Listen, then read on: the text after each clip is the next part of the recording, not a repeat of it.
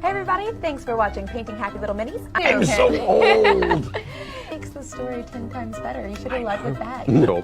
Welcome back, everybody. This pink X-Wing. I wonder who it could be.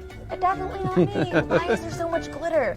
Yes, just all of the eggs. Just all of the eggs. Yeah, how cool is that? All right. A round of applause. We'll see you at your friendly local game store.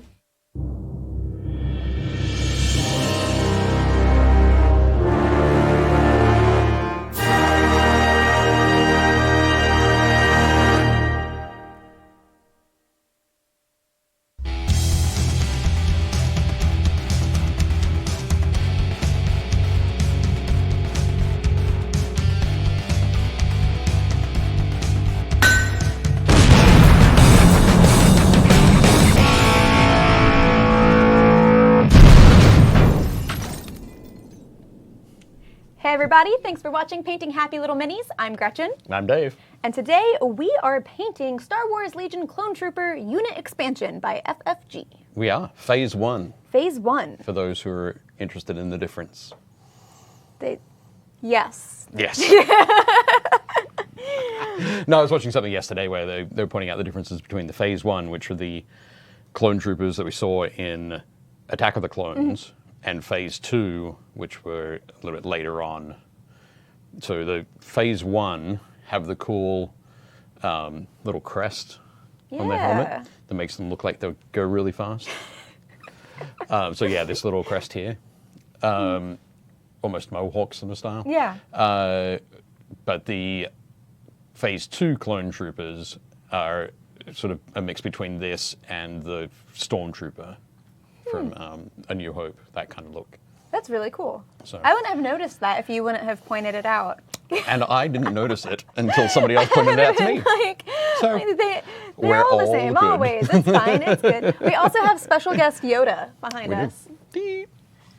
Yoda's gonna with his paintbrush judge and smile the entire time. He's looking quite judgy. A little bit. Indeed. Yeah. Oh, good.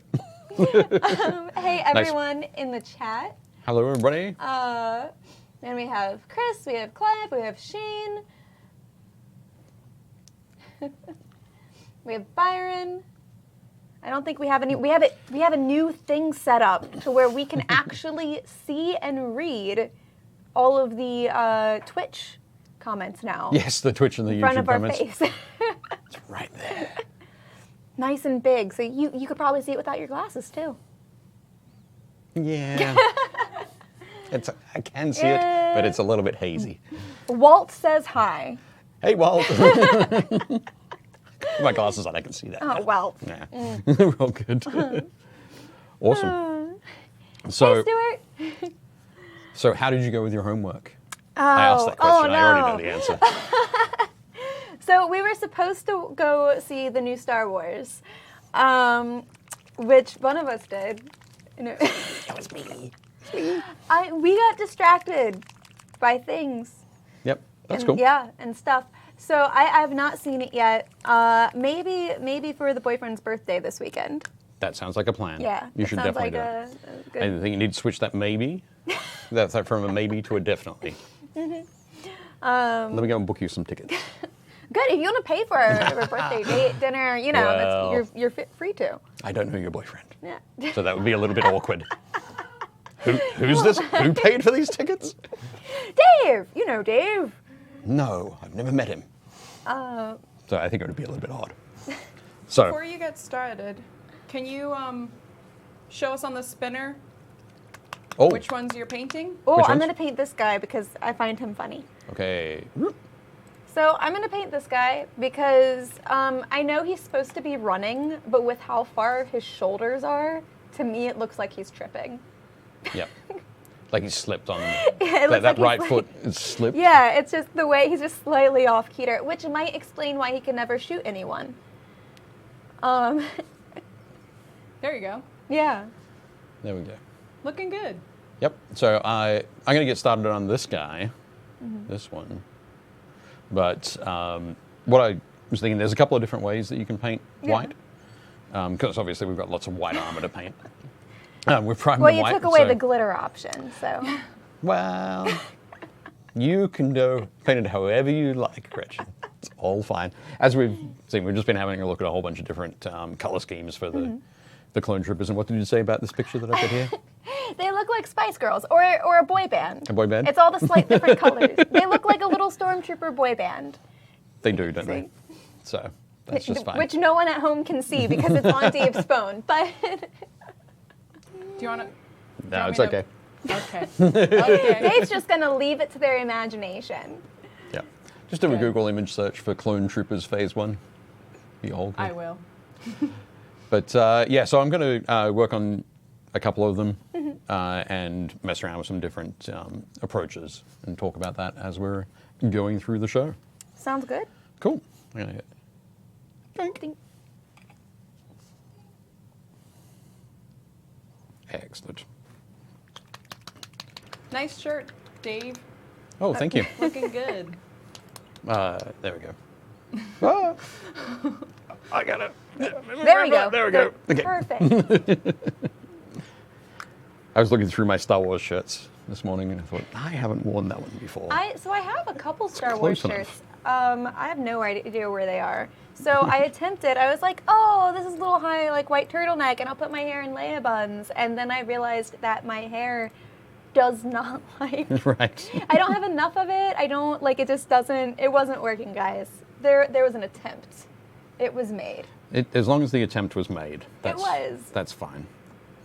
There's That's somewhere all out good. there. There's a hairdresser who would know how to do that. Right. So, Dave, That you were hairdresser talking is about not sitting in painting here. white. Pardon? I said you were talking about painting white. Yep, talking about painting white. So the first approach I'm taking here is using some of the GW contrast paint Apothecary white, which is actually not white at all. Looks blue. It's a very pale, it's a very pale blue-gray. And so you can see actually see the color a little bit better on the palette there. But yeah, so I'm just painting this over the entire piece. And so that will act as the base coat. Then I can come back with some white, some pure white, and highlight up with that.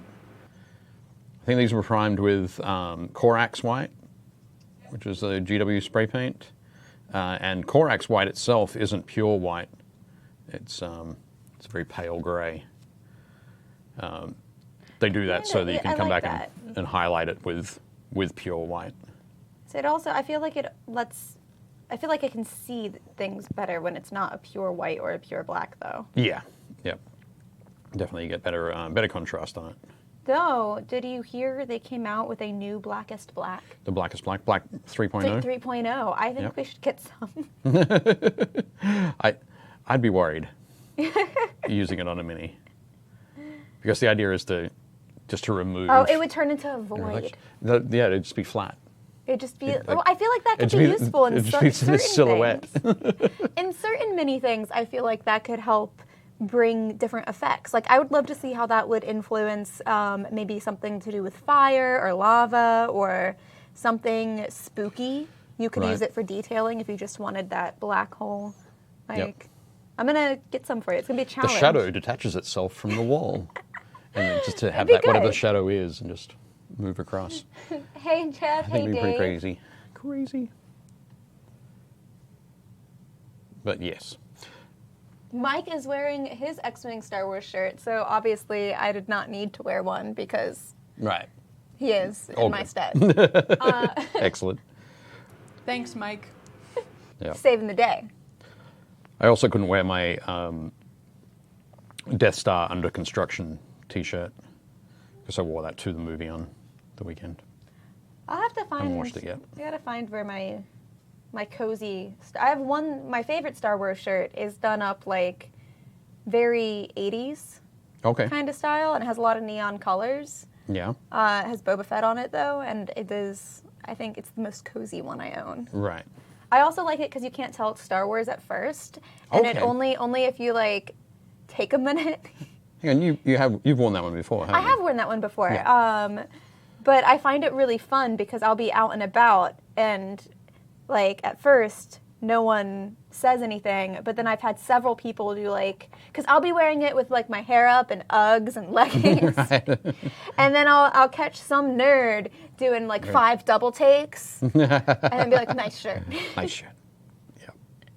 Excellent. Those are the best shirts. It is. Like stealthy nerd shirts are my favorite because it only another true nerd We'll come into that. Like they'll catch it. Yep. I have one like that for my Aliens collection.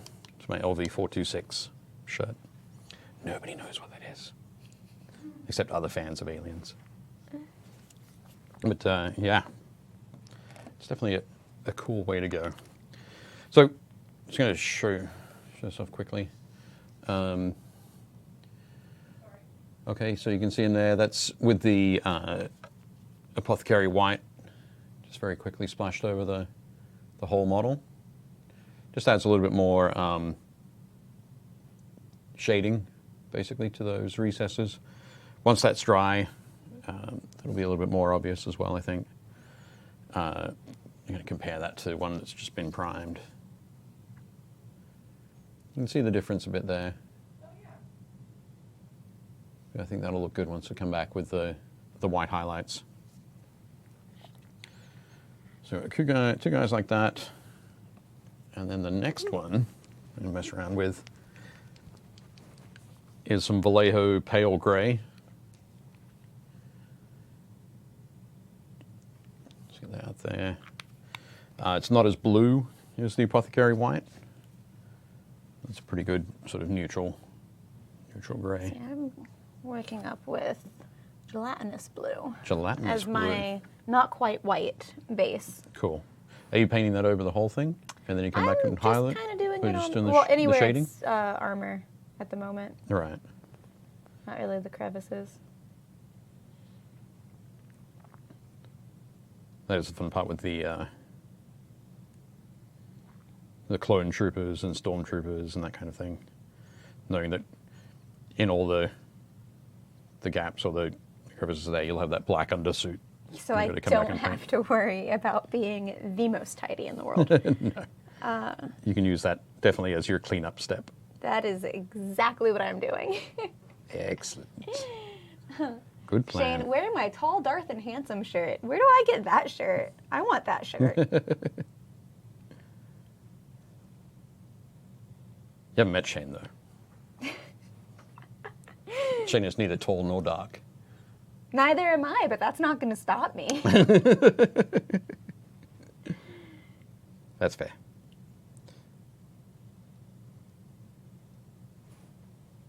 And just to be clear, I've never actually met Shane, so... Way to throw Shane under the bus, Dave. It's quite possible that Shane is tall dark. And, well, he's watching the show, so he's obviously handsome. Goes without saying. Byron's wearing Superman. Byron, get with the Star Wars theme. Come on, man. So I can see we have some new viewers in the chat. Okay. So would you mind kind of letting them know what we're painting? Yeah. Certainly. So we're painting the Phase 1 Clone Troopers from Star Wars Legion by Fantasy Flight Games. We've just got a couple of different, or quite a few different troopers on the go.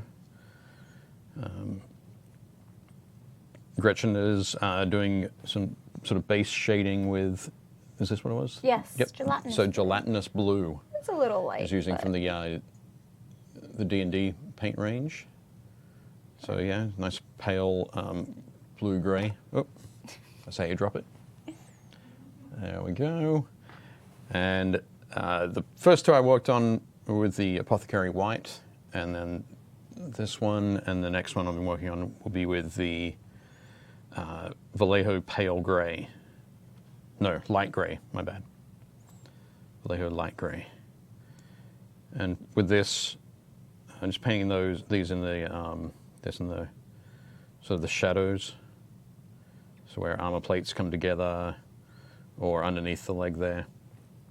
I don't know if you can see that on the thing here. It's quite when you look at it sort of on the palette there, it looks very close to the palette color. So you think, oh, it's almost white. But when you've got it on sort of the white undercoat there, you can very definitely see the sort of that line there between them. So what I'm going to do at the moment is just leave that line there, and when I come back with some white, I'm going to mix in some white to the light gray and bring those two colors together, those two shades together, I guess. Yeah. I think getting all of the white armor done first is going to be kind of the most important thing. And then we can do all sorts of fun unit markings and my goal color is to additions. be as patient as I possibly can be to try to get a nice smooth white Yeah. kind of finish. a well-defined white armor, nice shading. We'll see if it happens. I believe in me. I still really want to paint a little banana under his foot, though, because I feel like he's definitely looks like he's tripping. Yeah. We can do a little, like paint a little squished banana skin Yeah. with like a little trail, a little. a little slide trail. I think that'd be good. I think you can do it. You believe in me? I do. So. Last time I painted something silly on a Star Wars mini, I got Mark Hamill to like it, so. That's cool. Let's see if you can do that again. I think that'd be just fine. But speaking of homework, viewing homework, did you get a chance to see The Mandalorian? You already know the answer. I do, but I like to pretend that I don't. I have not seen The Mandalorian yet. So, boyfriend and I promised to watch it together. Right. And then he went and he started watching The Witcher without me. Okay. So obviously we had to start off with The Witcher so Right. that I could catch up. But we do have Disney Plus. Okay. So we will So get it's there, to the just waiting for It you. is. It's there. It's waiting. It's not going anywhere. Cool. It's a great show. I'm really enjoying it. Yeah, you said it was like a space western, Yep. which definitely sounds up my alley and very fun. There's it's kind of funny because when you said space western there, I was immediately Do you thought think Firefly? Firefly. 'Cause Yeah. I saw. That's what I thought whenever you brought up space western. I was like, all right, Yeah. I feel this. So it has that, and it's that similar approach where there's as I said, there's an overarching story where you don't know how that's going to resolve. Firefly, I have seen. Yeah. Cool. So just like the Tams being on the ship, no, there's another visitor that you probably have seen in memes all the time. Are you talking about Baby Yoda? Related to this guy, yeah. Yeah. This guy. Yeah. Baby Yoda? They said they're going to reveal his name soon. Oh, like the character's name? Yeah. Oh, awesome. I think they just got so fed up with people calling him Baby Yoda that they're like, shoot, we got to name this child. Well, I think it is kind of the amazing thing that a whole bunch of Star Wars fans would have realized, oh, we didn't stop to ask what species Yoda was. It's It was just always obviously just Yoda Yoda. species. Yeah. So it was just Yoda. Why would we care? He was the what only one that species? ever showed up anywhere.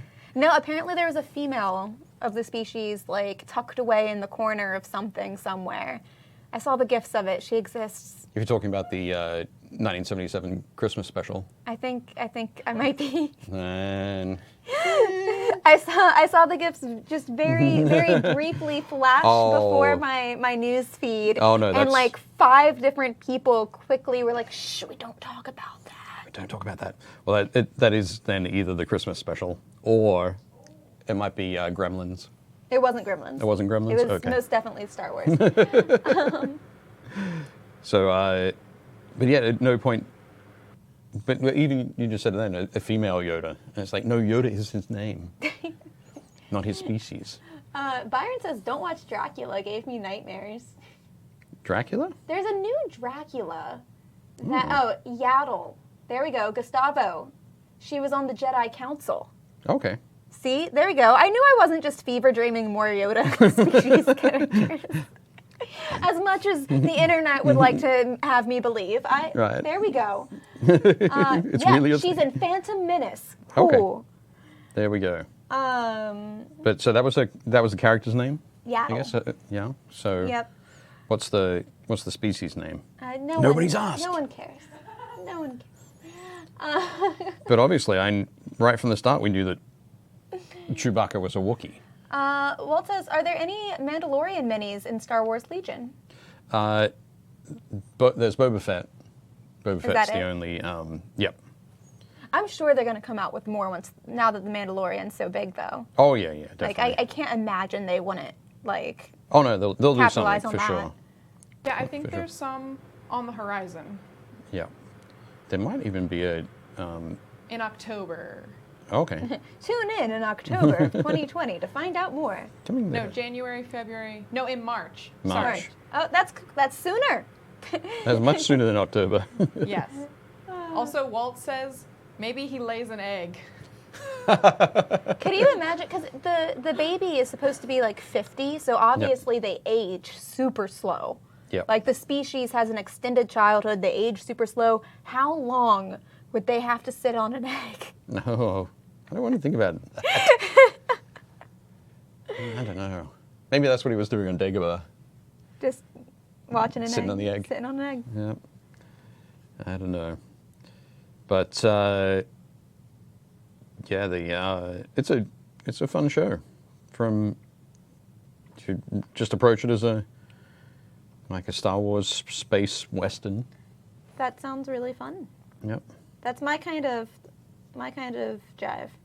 And instead of traveling sort of from town to town, he travels from planet to planet. Pops onto. There's an episode on Tatooine, which was interesting to check that out. But no, I enjoyed it. Well, I've enjoyed everything I've watched so far. I've got about two or three more episodes. I can't remember exactly. There's a Sabine. Sabine's also Mandalorian. Oh, is there a model for Sabine? Sabine Wren? Is that Sabine Wren? Yeah, Or? Sabine Wren. So I'm not sure if there's a model for her. I know there is in. I think there is in X-wing, or at least you could repaint one of the ships as her ship. But I knew I forgot to bring something in. I was going to bring in the Boba Fett that I converted to be the Mandalorian last year when we first saw the teaser pictures. You were on top of that then. Oh yeah, I remember that. You're ready to They go. were cool. Super cool. Jeez, Dave. I know, and then Why I do you have forgot to forget? because I'm dumb. I'm dumb. And yeah, Sabine Wren, she's an operative. Oh, there is an operative model? Expansion, yeah. Cool. Excellent. There we go. And you can customize her to have a dark saber A dark saber? or blaster All right. blaster pistols. That's cool. Cool. It is one of the very cool things that they're doing with Star Wars Legion is obviously you've got all of the movies to work with. You've got the animated series, all that sort of stuff. But Fantasy Flight are releasing models from all across the period, I guess. So and you could play a Phase 1 clone trooper army against a stormtrooper army if you wanted to, or against, expect when they come out, the First Order, like a First Order trooper army. So it's not a game where you're required to change sort of systems, gaming systems. as you move between the different periods in the history of Star Wars. Aha! Cliff agrees with me. The Black 3.0 would come in handy for that dark saber. The black. Oh, the 3.0, right. Okay. Ha ha ha. It would. Is it a paint color? Yes. Yep. So it's blackest black. And it is the blackest black paint that you can get on the market, unless you are Anish Kapoor. But Yep. are you a mini painter? Is it a mini paint? No. It is an art paint. It is something that you could use for minis if you wanted to. I've seen it used for pretty much anything. It's an all-purpose kind of artistic paint. But it is the darkest, mattest black that you can get on the market, so it absorbs the most light. So it just looks like a black hole. Yeah. So it's kind of the opposite of what you're trying to do with a miniature painting, where you're trying to. Dave is thoroughly against my strange paints for minis. I'm not thoroughly against it. I'm just saying that it's kind of pointless. I'm gonna bring up. Tell us why. Why? Is Well, it it's pointless? because in miniature painting, the aim of miniature painting is to accentuate contrast, accentuate details by adding contrast to a miniature. So that's why we're doing shading and highlighting. That sort of stuff happens normally in. I just realized I got a big white on my lip. Sorry. All good.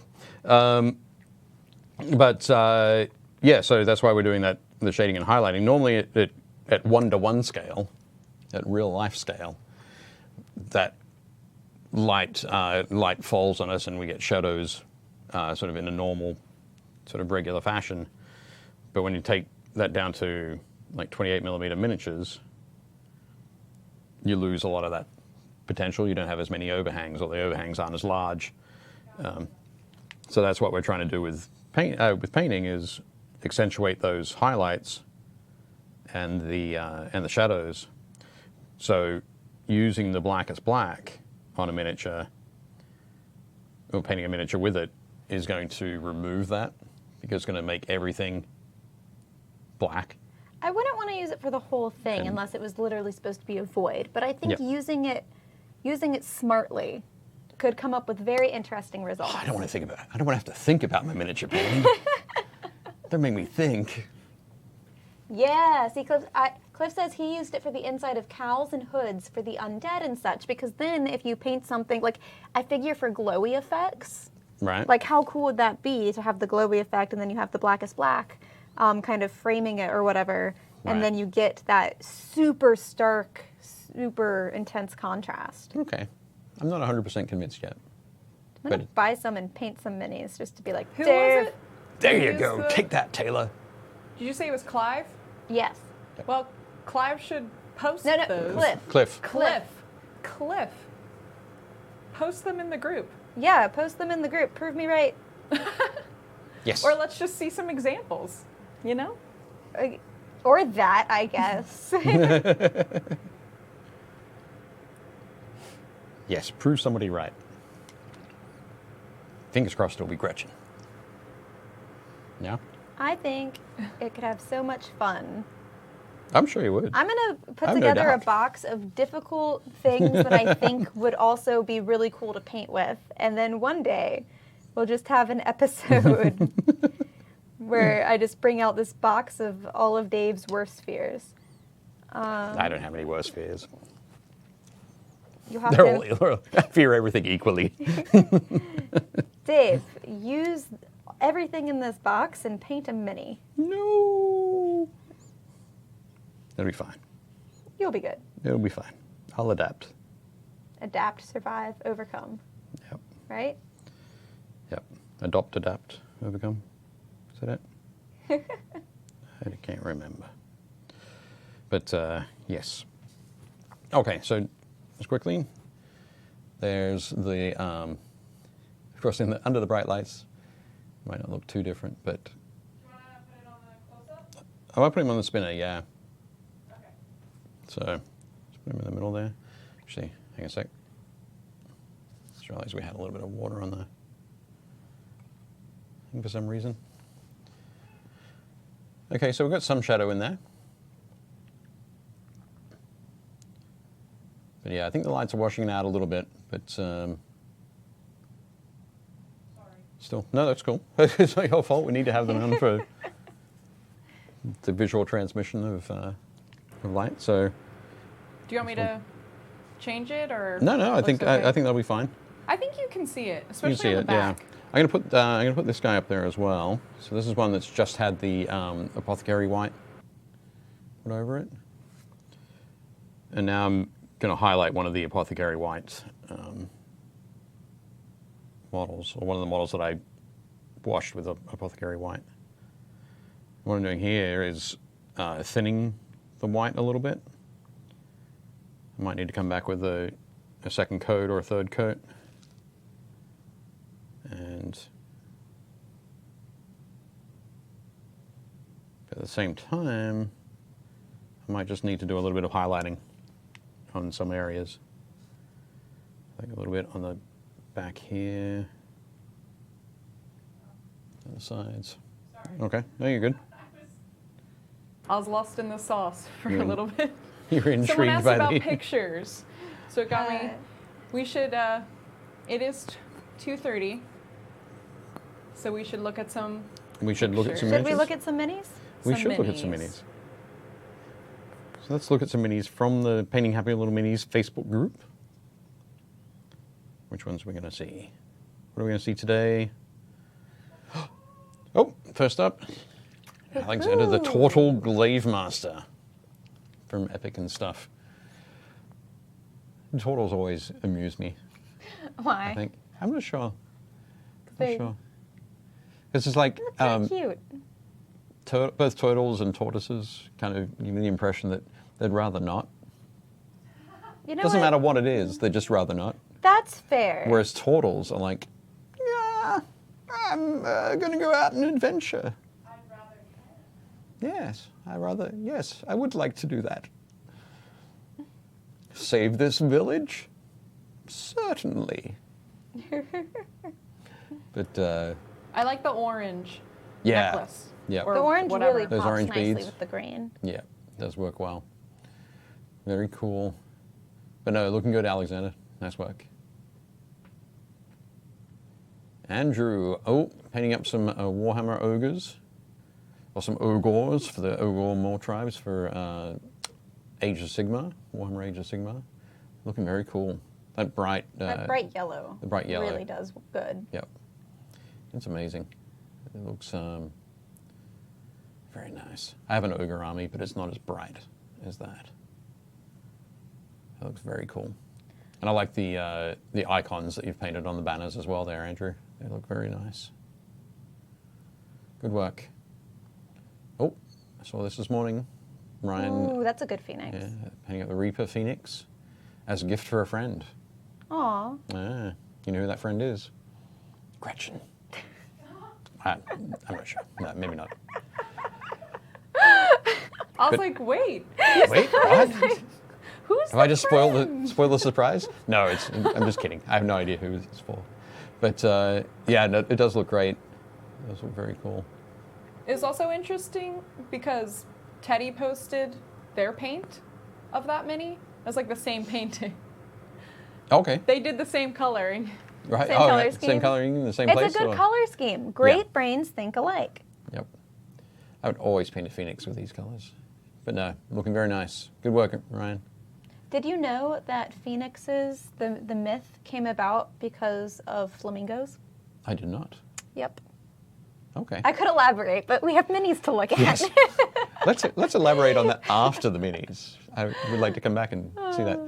Carl has... Oh, Harry Potter. Yep. So Cho Chang, Luna Lovegood, and Ginny Weasley. Very cool. nice. They look great, Carl. Very nice. I've been very tempted to go back and pick up another couple of minis for the Harry Potter game from Night Models. Paint them up. But yeah, they look cool. Good work. Chris Hood. Critmas. Christmas. Critmas 2019. That's nice. Look at that water. I know. Yep.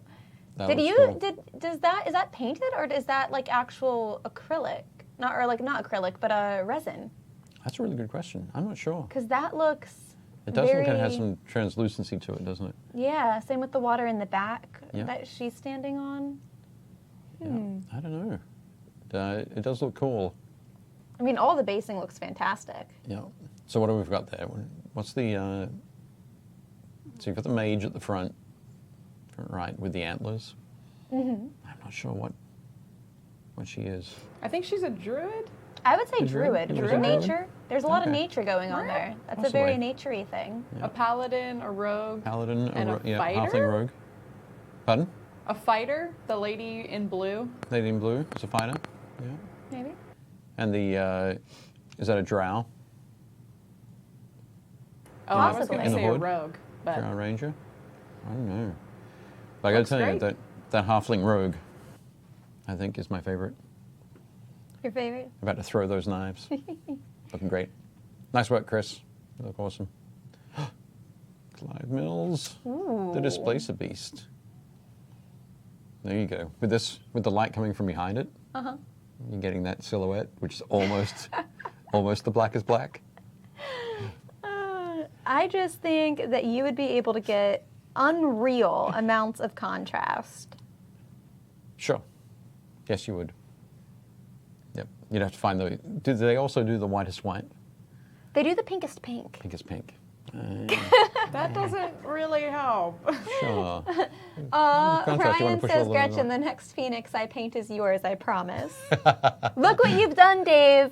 You're welcome. Cool. Nice one. Thanks, Ryan, for backing me up on that one.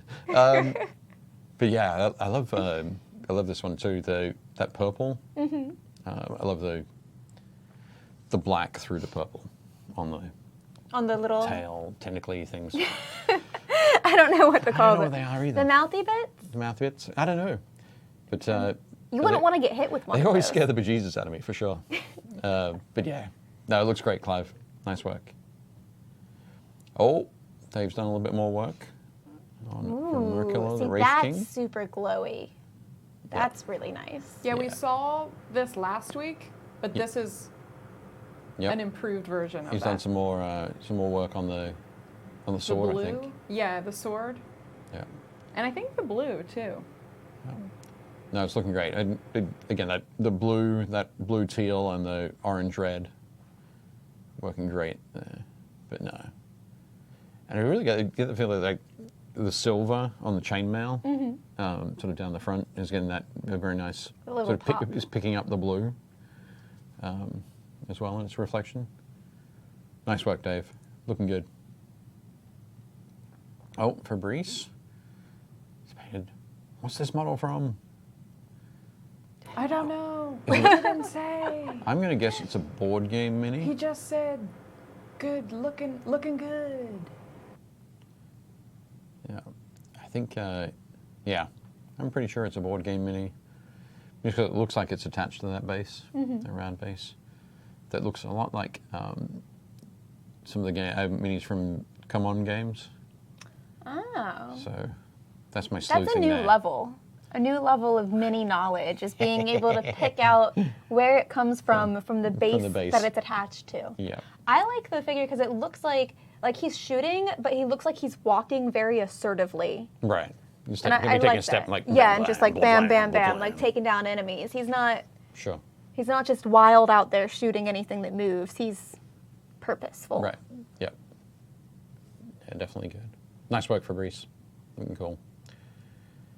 Jeff Purcell, Hero Forge miniature. Tried out some OSL.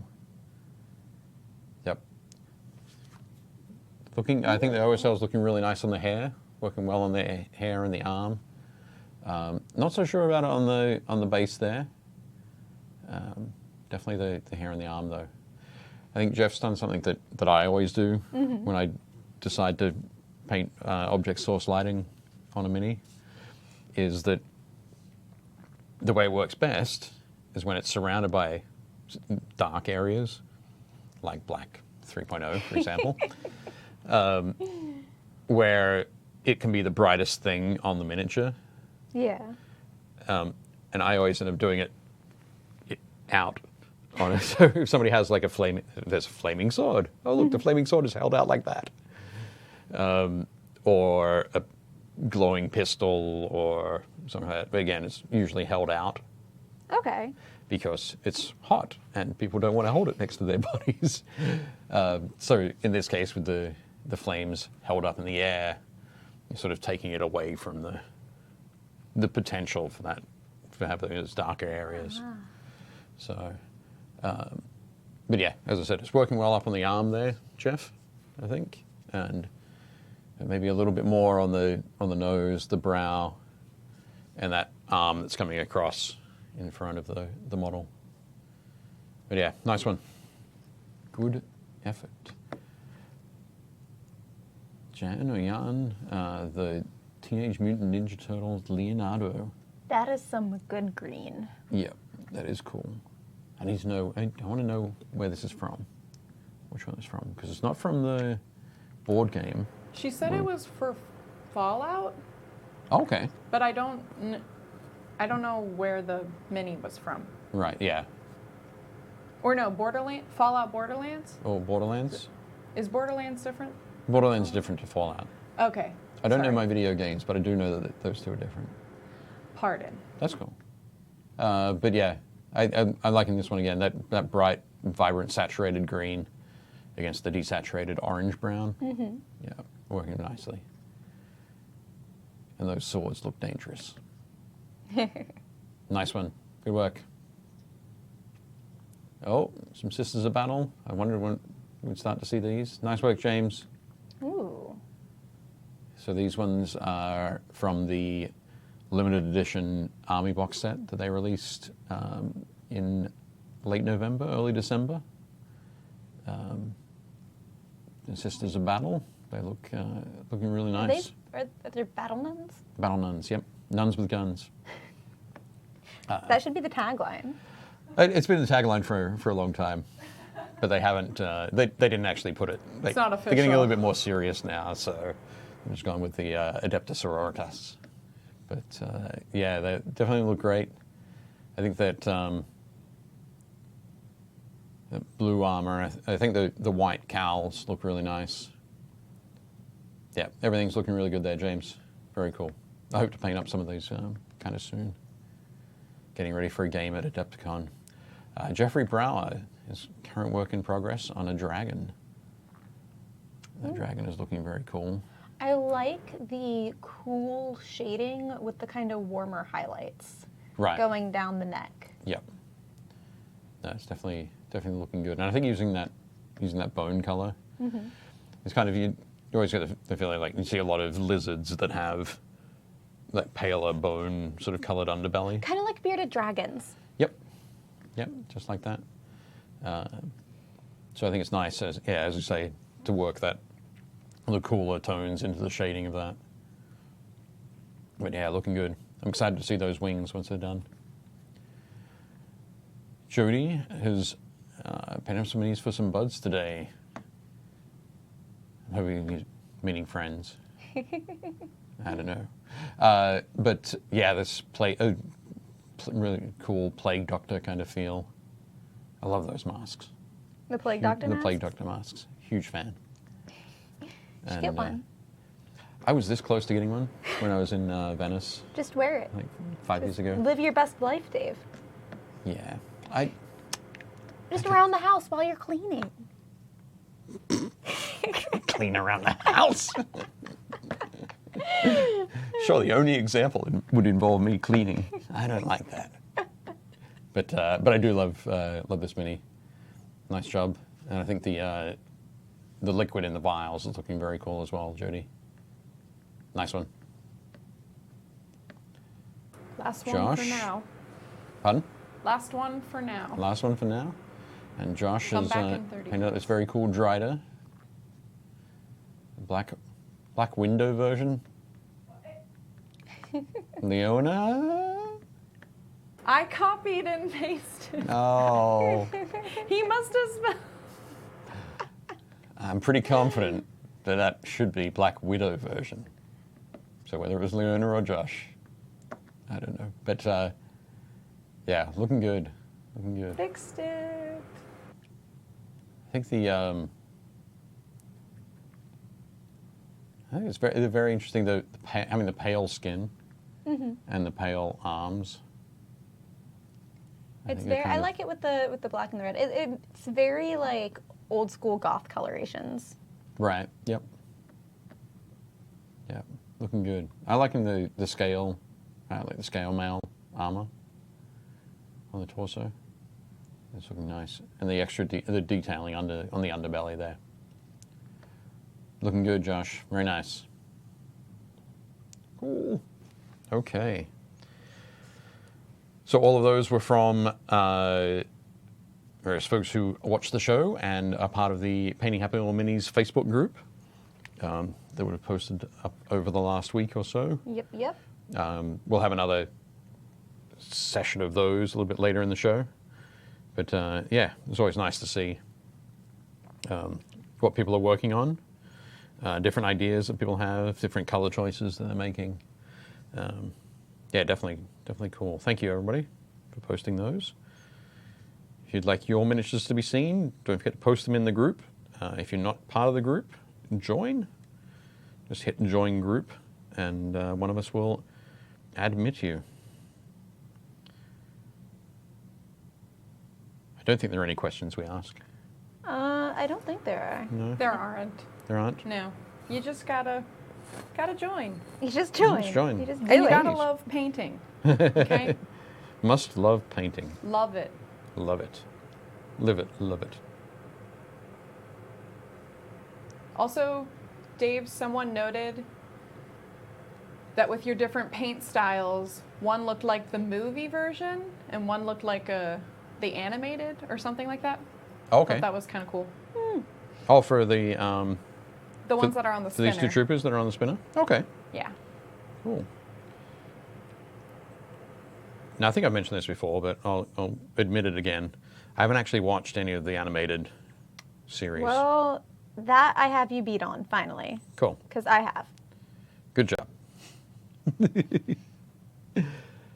So you'll know all of the characters I'll have a grasp. that'll come along. It's one of those things. There are quite a few characters that have been introduced to Star Wars Legion. Well, sorry, introduced to the game that I have no idea who they are, but they're from.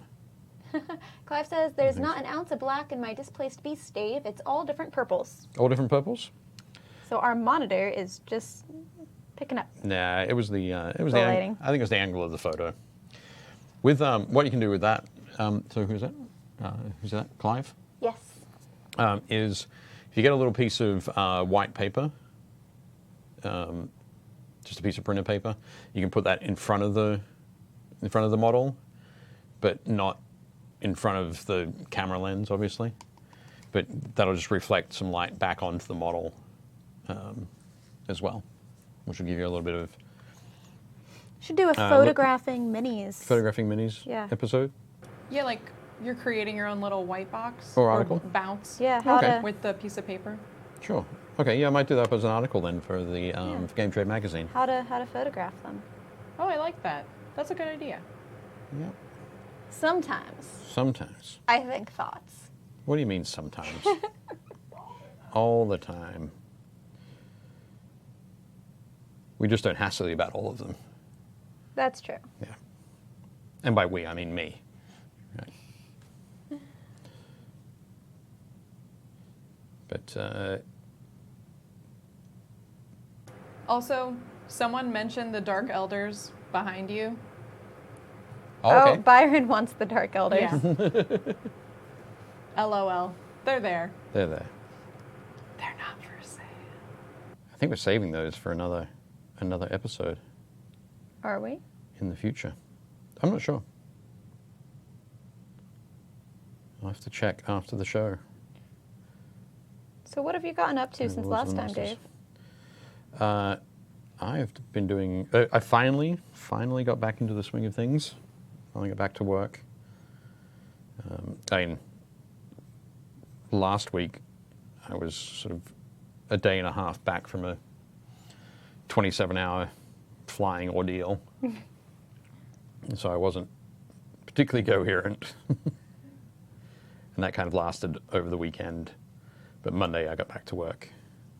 And so I've actually been working on a painting commission for a friend of mine, Brian, who wanted to paint 2,000 points of Gloomspike Gits, who, for the uninitiated, are goblins.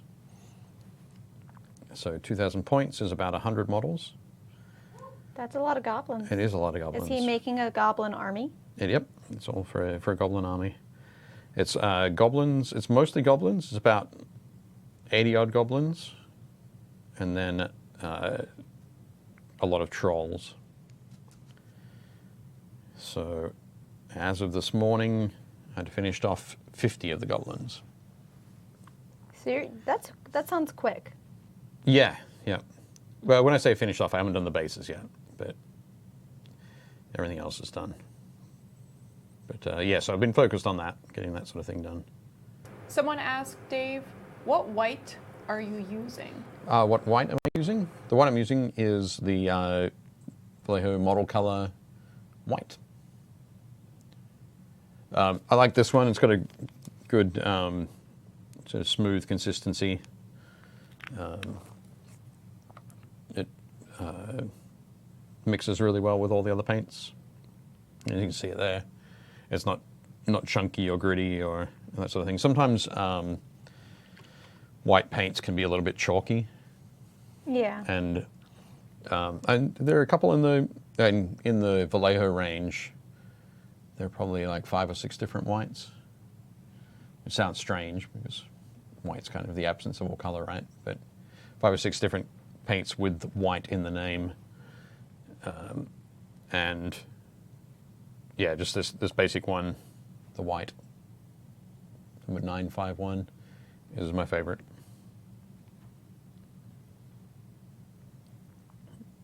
Guess I can give a nice sort of smooth results. You started on some white there? I did start it on some white. So I went in with a little bit darker of a gray to try to have a light source. Right, yep. And do a little bit more gray down towards the bottom and then have it a little less up at the top. Right. Don't know if I actually have enough contrast to pull that off. We'll see. When I paint, I tend to get all nice up and close to the paint, and then as I forget that I need to bring it out to see if the contrast is actually working. Yeah. But we'll see. Well, I'm going to try to highlight a little bit more of the true white up on top rather than down below. Okay. Cool. And we'll see how that goes. Excellent.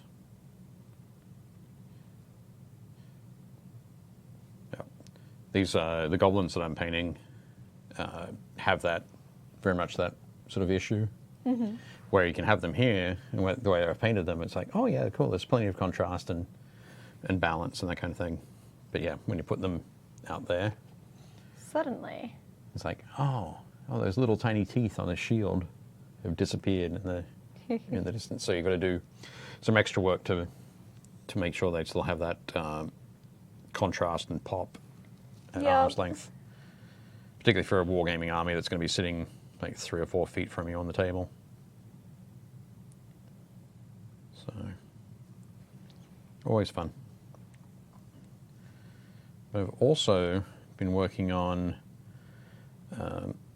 some cars for Gaslands.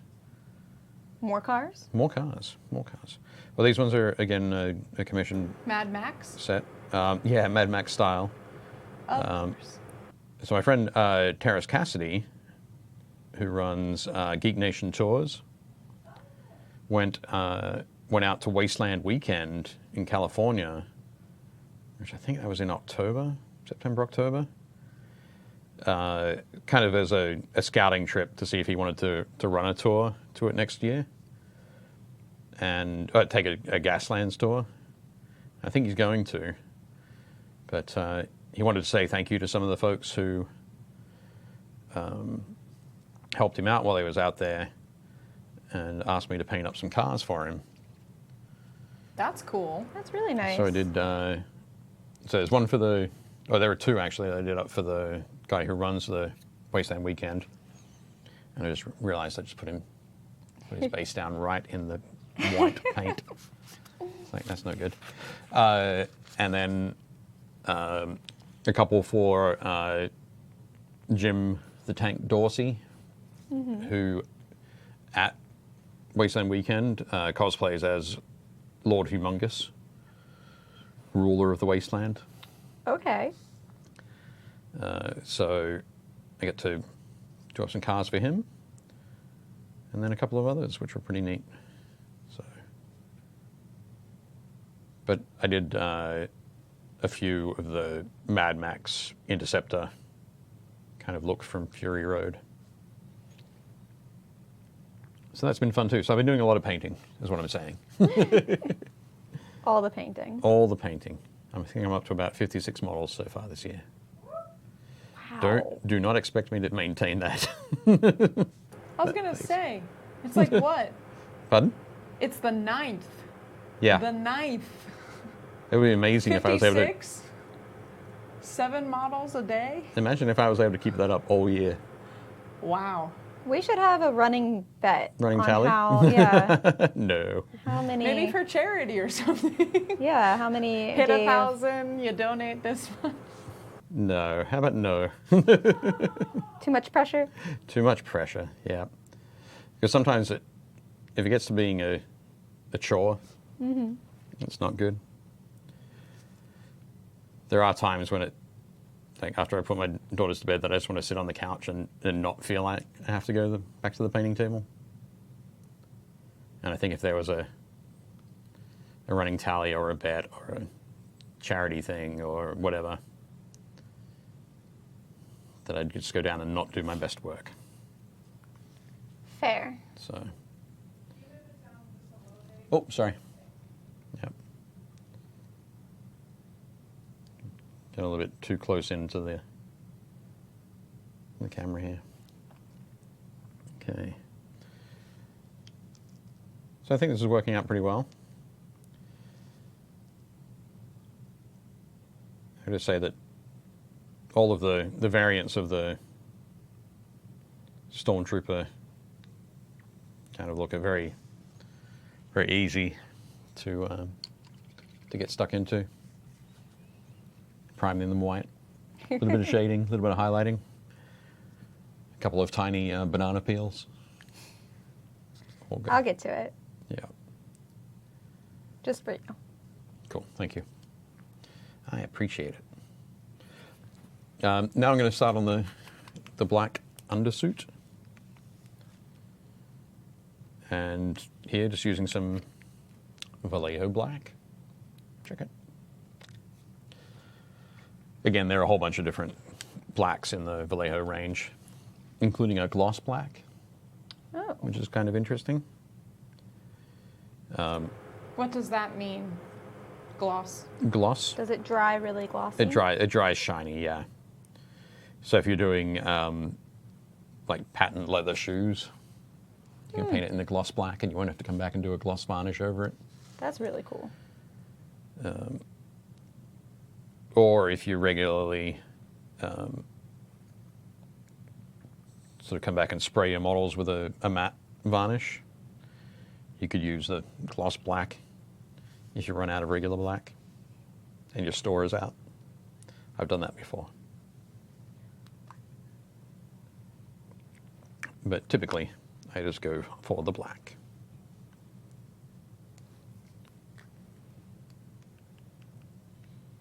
And with these the black undersuits, you just need a really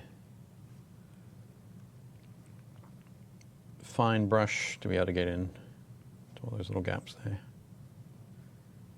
Is that where the brush licking comes in? Yep. Well, yeah, I'm sure you can, as you've seen, I can lick the brush anytime. It doesn't need to be for fine details. But that's where it definitely helps.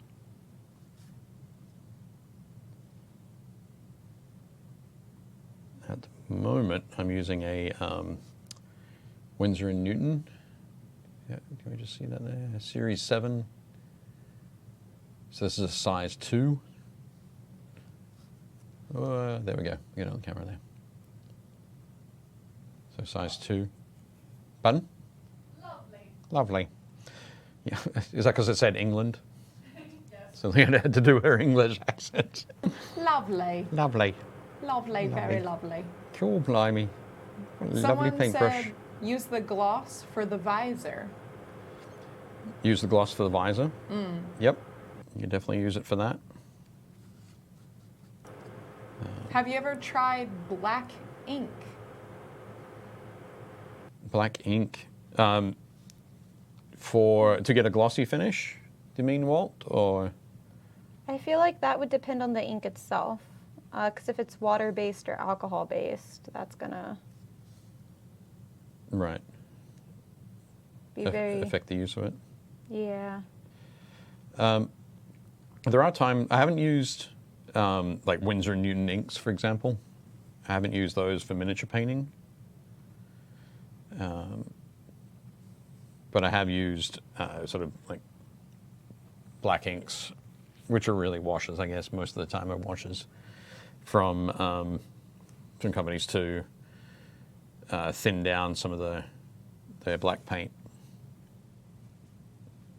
So if I needed something that was smoother to go over a large area, rather than thin it with water, do it with the ink. Have you used Could them we at all? do a little Nope. progress report? See your minis on the spinner? Oh, yep, okay. Hang on a sec. I'm just going to paint a couple of sections. You said the here. magic words, Leona. Now none of us are ready. Yeah, we're Jeez. not ready at all. Spinner? It can't be that Is late. that the magic What word? time is it? No, it's just that I want to see Oh, what they you want look to see like the right now. the halfway report? Yes. Okay. All right, here. I'll add mine. There he goes. Wow, that really washes out. Don't worry. There's definitely shading there, guys. I have not spent this much time for there not to be shading. There's no shading. Just kidding. Of course there is. What colors have you used, Gretchen? Obviously, colors that don't contrast enough. They'll contrast whenever it'll pop when there's that black added in. But I've been using gelatinous blue, and I've been using that as kind of like my mid-tone, and I've been mixing in Dungeon Stone as a darker gray. Hang on a sec. And then I have been using the Citadel Scar White to try to blend nice and smooth. There we go. There, aw. And I've been trying to focus more of having the highlights up top on the topper half, You're the upper best. half of his body, and have more of the grayscale for the lower half of his body to kind of draw your eye. We'll see how that goes. Yeah. Cool. I can see it. Yeah. I think it's working. If you guys were here in the studio without the bright white lights, you would be able to see that there has been a very nice shading attempt on this mini. This is true. Dave, can we look at yours? Oh, Yeah, Dave. I thought we just did. There we go. So each of these has had the white highlights done. White highlighting done. And it is kind of amazing that once you're putting that black on there, the black undersuit, just a Everything single really little, pops. but it also helps show that the shading that's already there on the white, helps accentuate that. Yeah, I agree. So Also trying to vaguely make it look a little bit beat up. This is armor. yeah, that's true. I think I'm going to come back. One of the things on the, I'm just going to show you a picture from the card here, from the box. Maybe, maybe not. Well, there we go. So on the, like I say, we've got the yellow sky running around on sand. You've got lots of dust in the air. And then you've got some reflection, and you've probably got some dust collecting as well on the armor. So I think once we go along and put on some markings, maybe some blues, like a light blue. I like that. We can come back and do some dusting with some paint that we can sort of thin out and dry out a little bit. So we'll try and do that. Cool. Yeah. That's what we'll work towards. For those folks who play Star Wars Legion, I'll show you this as well on the card. So the Phase 1 Clone Troopers. Their DC-15A blaster rifle there gives them 1 black dice. Oh, yes, that was the response I was looking for. In Star Wars Legion, you use there are white dice, red dice, and black dice that have different levels of different chances of success. I think so. The white dice is least likely to succeed. Red dice is in the middle, and then black dice is most likely to succeed. So for this, every trooper that's firing their blaster rifle gets 1 die. So if you've got 6 in the unit, 6 black die, which is pretty good, pretty fierce. But if you upgrade to this guy, there we go, with his Z6 weapon, he goes to 6 white die himself. Oh, wow. That's a lot. So that's as that sort of minigun style blaster will start tearing people apart. The DC-15 Phase Trooper, which is this one, this rifle, range 1 to 4, has 2 red die. So it's kind of in the middle there. What other things do they have? Oh, they have electro binoculars. Real quick, someone asked from Twitch. Yep. Where we buy the miniatures. Okay. So these minis, do we pick these up from Titan. Titan. We've got Yep. these from Titan, but you can pick them up from your local hobby store. Typically, I think most game stores will be carrying Star Wars Legion. If not, they're able to get it from Alliance game distributors. Yep. And this box was how much do we work this was out? This was $24.95. $24.95. Yep. For 7 models, And with it all their is cards and their tokens and so on. Yeah, it's an expansion. Yeah, that's the So it's not a expansion base set to the starter set. So the starter set that they have at the moment is clone troopers against the droids, the Trade Federation separatist droid army. So if you like your massed battles from Phantom Menace, then you can jump in with those. The first set that they did were stormtroopers and rebels. That would have been good for Endor. So scenes from Jedi. So yeah, definitely cool. But as I mentioned before as well, the range that Fantasy Flight Games are bringing out for Star Wars Legion crosses a lot of the movies and the animated series, and hopefully, I think we probably expect that we'll be able to see some stuff from the Mandalorian. I think so. Yep. Everybody would want a floating will. baby Yoda. We will. Yeah. I don't know if there will be. Fiona's Baby like, Yoda. we got this. We're definitely gonna have them. I know that they have some unit expansions coming out. Yeah. There's a lot of them.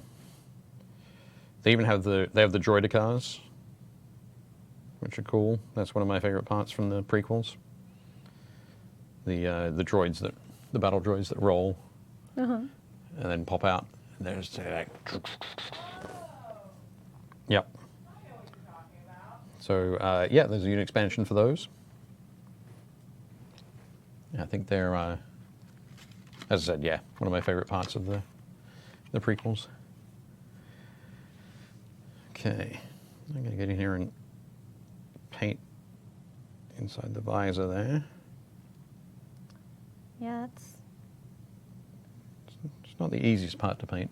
no. I feel like I'm contouring. Yep. There we go.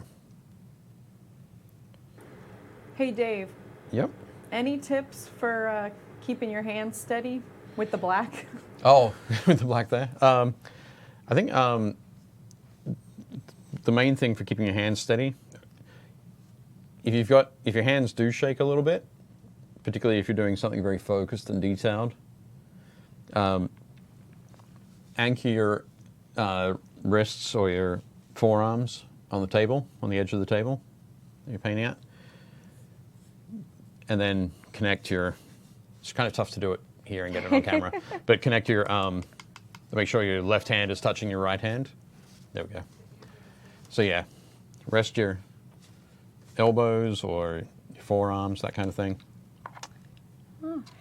Make sure your paintbrush is nice and pointy and you don't have too much paint on there. This really goes for any of the detailing there. But as you can see, I'm connecting my two hands by touching my fingers together like that, so that I can then. So if I have a slight shake in my left hand, my right hand's going to shake right along with it. Can you show that connection under the...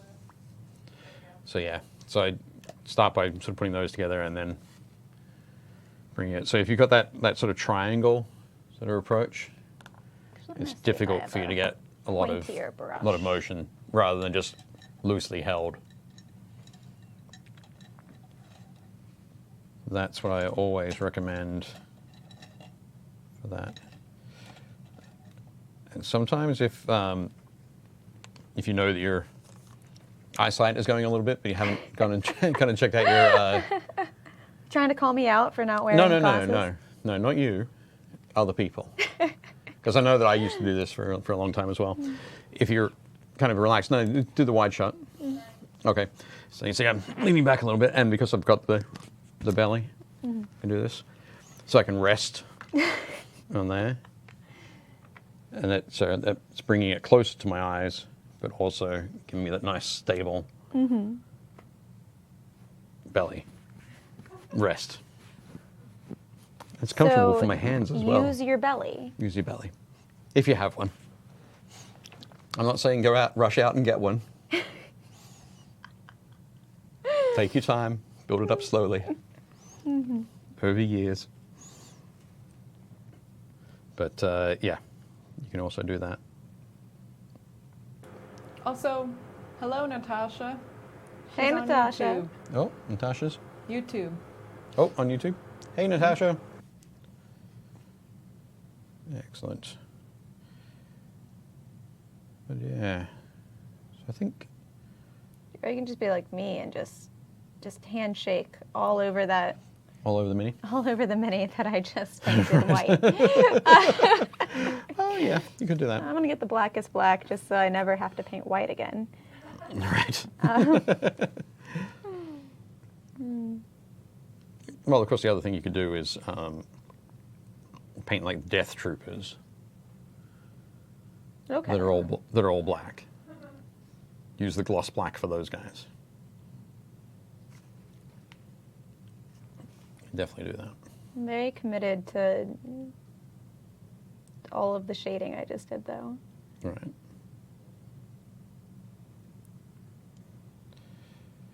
There's something I do want to mention about the Mandalorian, because we're painting stormtroopers, basically, or the precursor to stormtroopers.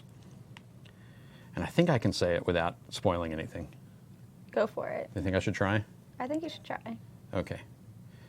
There's a fantastic scene where Mando is being introduced to a character, and the guy who's doing the introduction says, he was one of the top Imperial sharpshooters. And Mando says, "Sharpshooter? Huh?" Or something like that.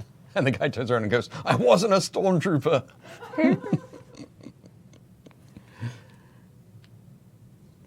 It's just like, that is perfect. Nice little bit of humor. Perfect fan service. It's gonna look like a cow. I'm gonna have so many Looks like a little cow. spots to clean up. It's gonna be a It doesn't look like a storm cow. mower. Storm mower? Yeah. Nice. Actually, speaking of cows, one of the cars that I did was an homage to the cow car from Mad Max Beyond Thunderdome. Do you remember seeing that? Have you seen that? No. Okay. There's a scene where they're escaping on a train, on a crazy post-apocalyptic train, and chasing them is this car that is covered in cow skins. Yeah. Fashion. Totally fashion. Did you want to talk about the question from the group at all? Oh, yep. I keep forgetting. Okay. This is the new thing. It's a new thing that we're introducing where we can focus on a particular question that's been asked. I'm just gonna Over commit the to week? all of this messy black, and then I'm gonna steal white from you because it's more opaque than the white I have. Sure. That sounds cool. Not a problem. So, yes, this week, question was talking about tools for prepping miniatures. Miniatures, pretty much all the miniatures you'll get, pick up at any time, have all gone through some sort of molding process. So, be they plastic miniatures or metal miniatures or resin miniatures. They might be hard plastic or they might be PVC. They'll have come out of a mold somewhere. So generally that means you might end up with a mold line where the two halves of the mold come together. So prepping your miniatures is a matter of really sort of tidying those up, cleaning those mold lines off so that you can assemble the models and going from there. So there are a couple of different tools that you want to have. I think we've got some of them over there in front of you, Gretchen.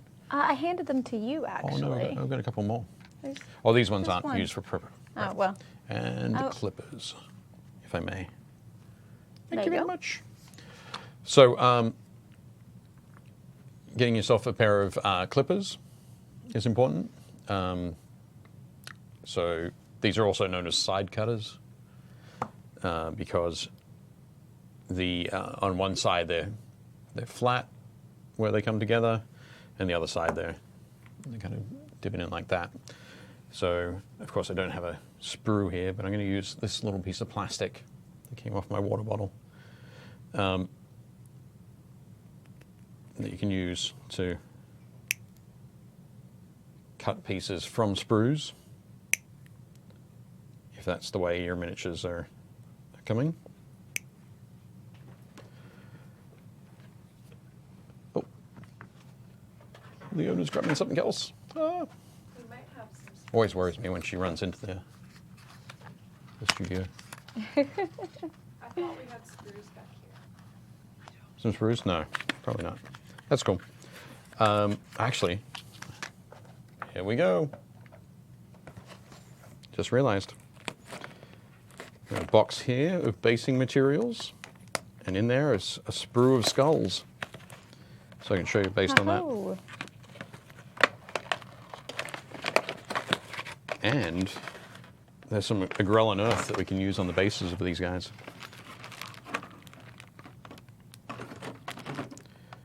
It's Star Wars, so I'm going to use a funky shaped skull. Okay. It's not going to be a standard human skull. And where's the Agrellan earth? There we go. I'll grab that out. And I'll put that aside. So when I talk about sprues, This is a hard plastic sprue or high impact polystyrene sprue. Oh, looks like this. There we go. This particular one has skulls all over it. It's from the Games Workshop Skulls set. Amazing. Appropriately named. Yeah. So I'm going to take this. So you put the flat side of the clippers against the model and snip. Same on the other side. Snip that off. And then when I was talking about the mold line, this is where two halves of the mold come together. I'm going to get a knife out.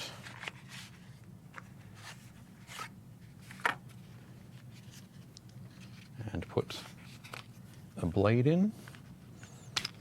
There's a number of different ways that you can clean mold lines. My preferred method, I guess, is using a scalpel. Someone asked, any Jawa skulls?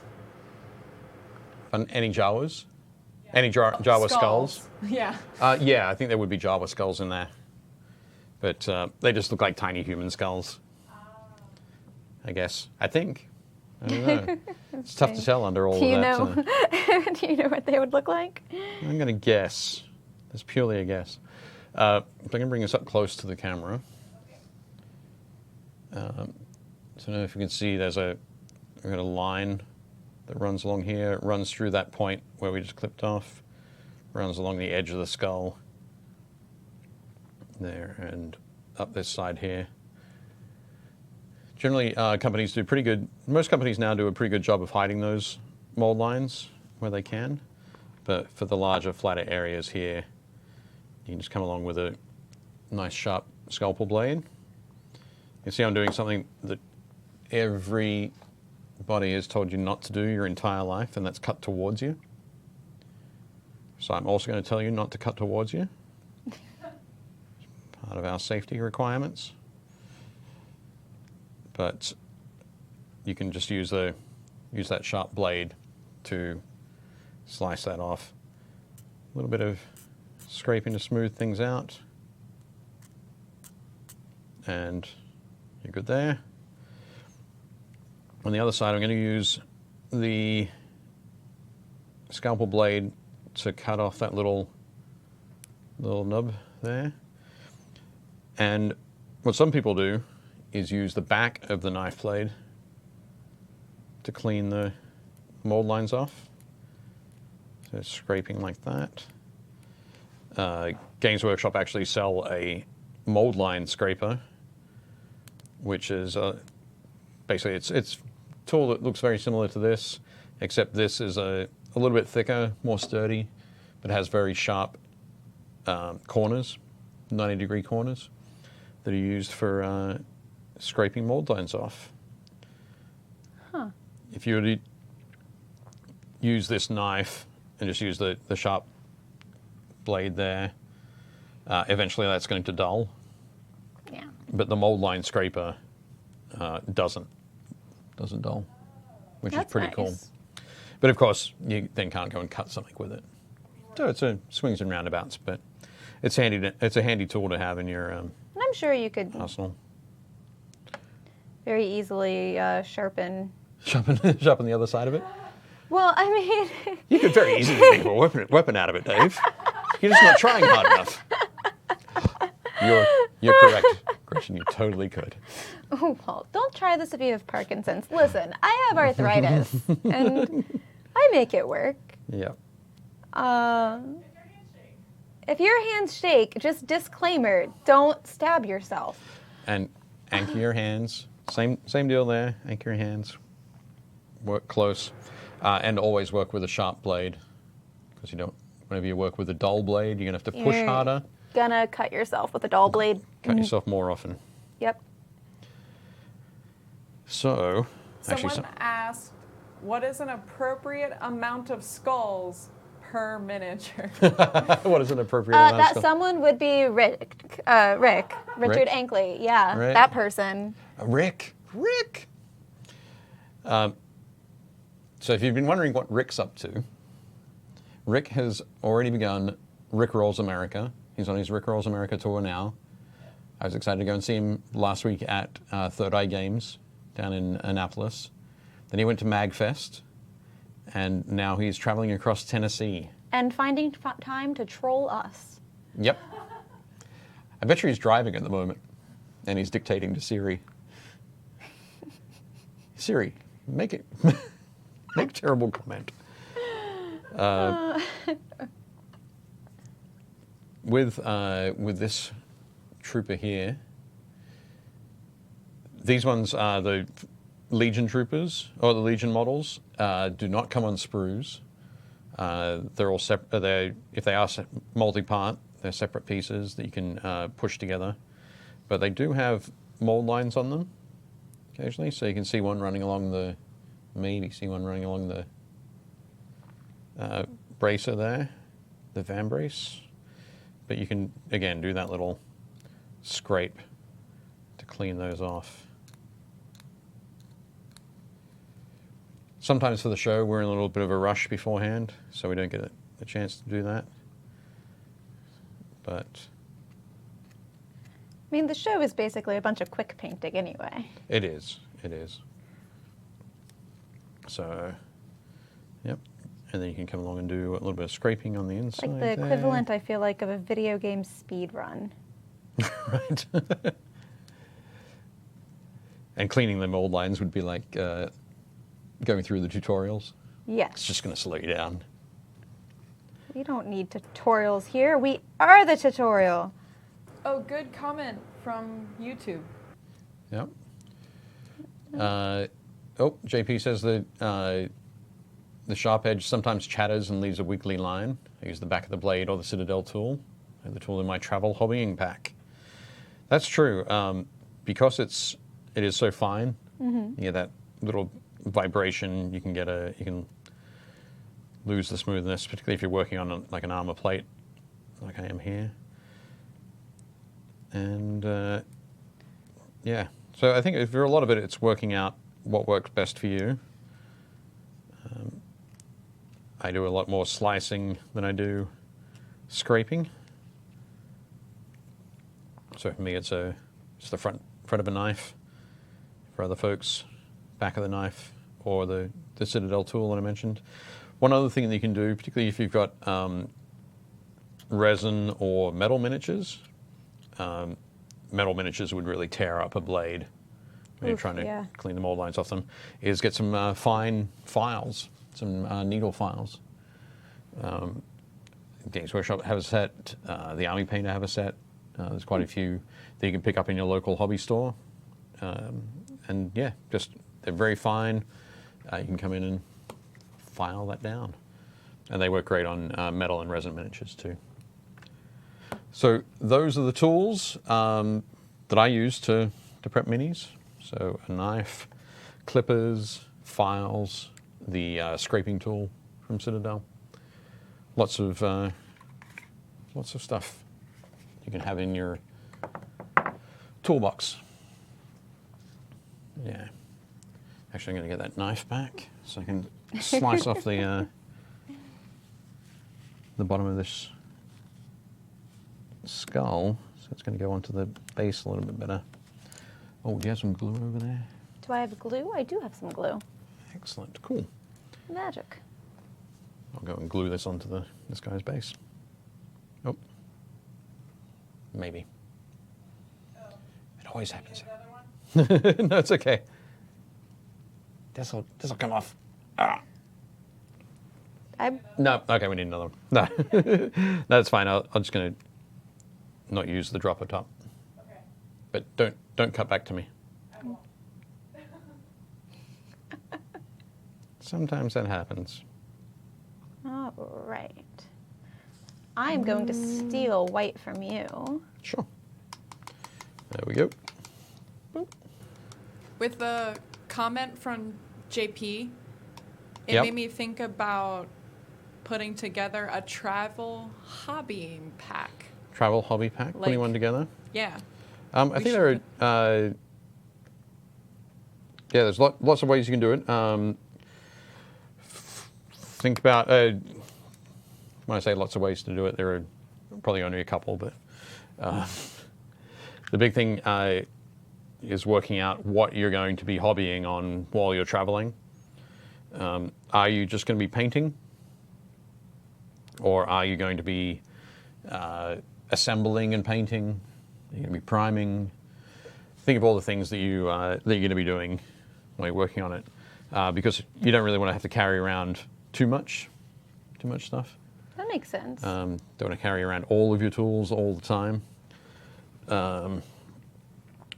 So, yeah, that's the first thing I'd suggest you do is work out sort of what sort of purpose you're looking for.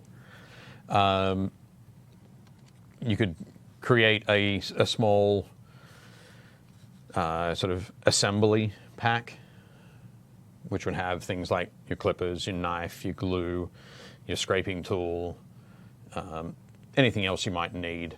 That will probably have your green stuff in it. It'll have your sculpting tools that you might want to use for filling gaps or for doing conversions or anything like that. Then having your travel pack for paints. You folks have seen my travel pack that I use every week.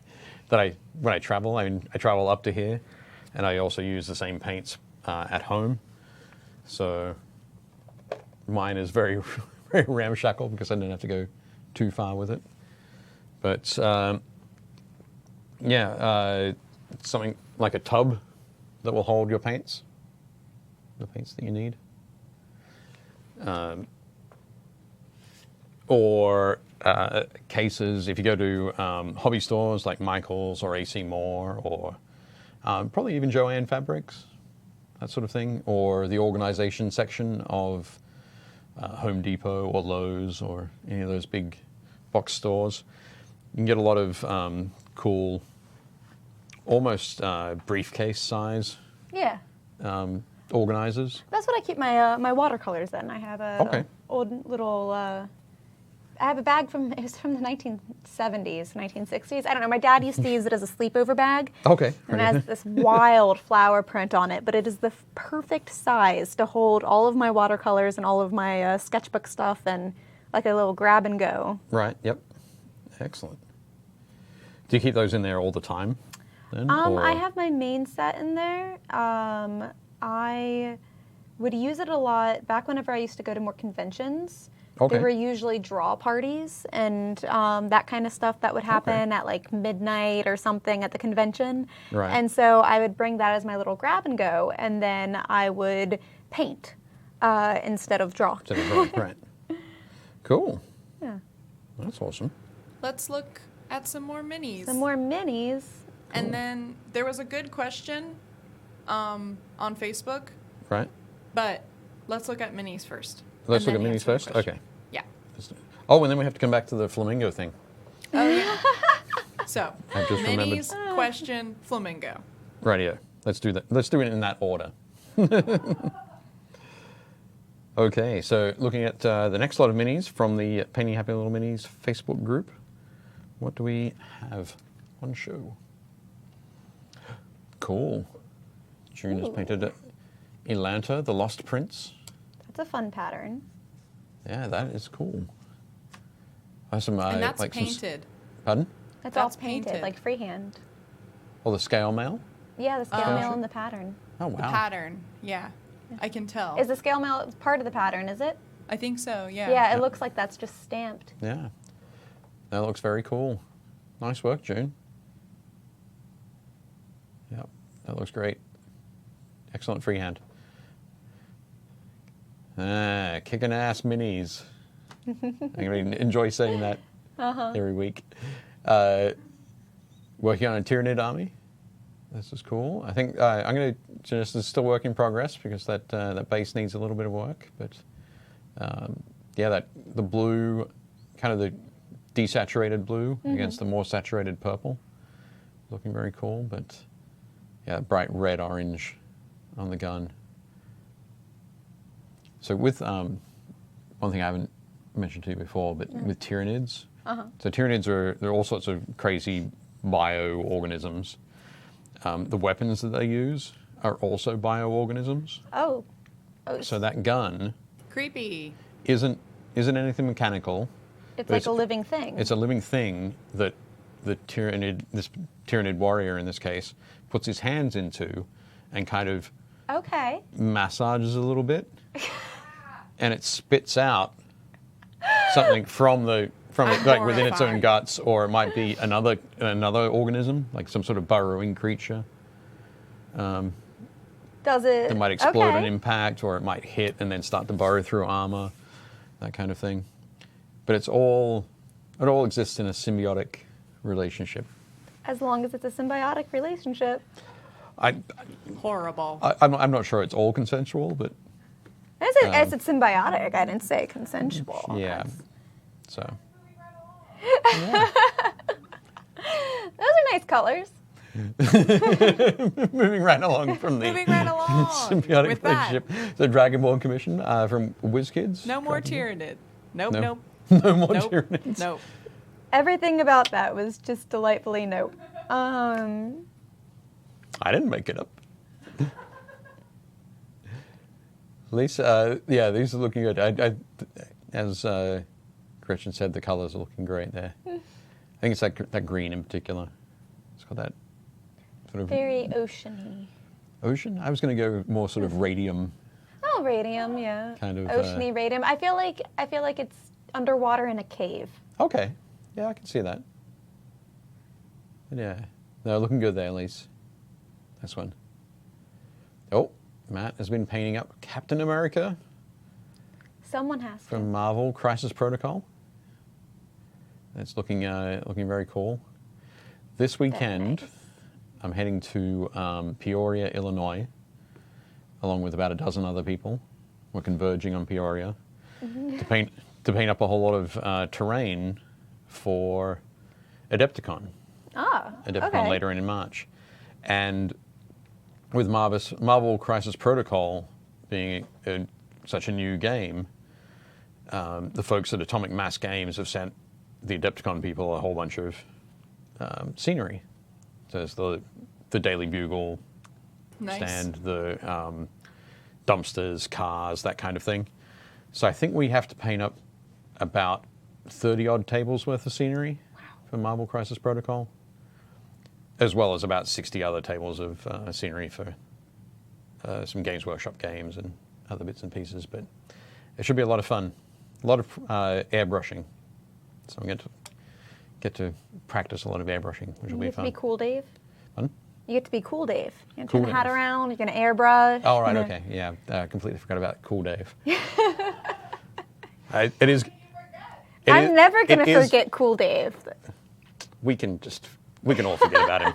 We're we can delete that always episode. going to remember. But it is going to be cold in Peoria, though. But yeah, looking great, Matt. I think I like the reflection work that you've done on the shield as well. That's a tough one too. I know that I wouldn't have the guts to try it. But yeah, looking good. Oh, That's adorable. Josh. Very cool. So, Josh? Is this your cat? Yeah. Okay, so Josh's It's cat his cat, sculpted by Arthur. Market Frozen Ninja 3D. That is, that is very cool. A lot of airbrush work I on want that. a mini of my cat. You should talk to Market I was Frozen gonna Ninja say. 3D.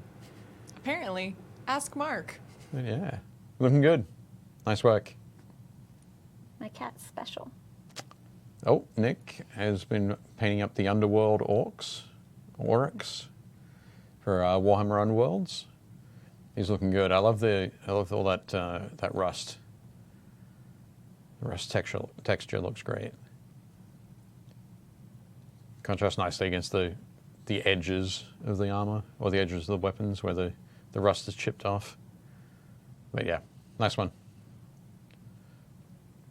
Oh, Pete Adams has painted these. I think these drones are from Blackstone Fortress, Warhammer Crest Blackstone Fortress. Okay. So they're in the Warhammer 40,000 universe, but they're not part of a particular faction.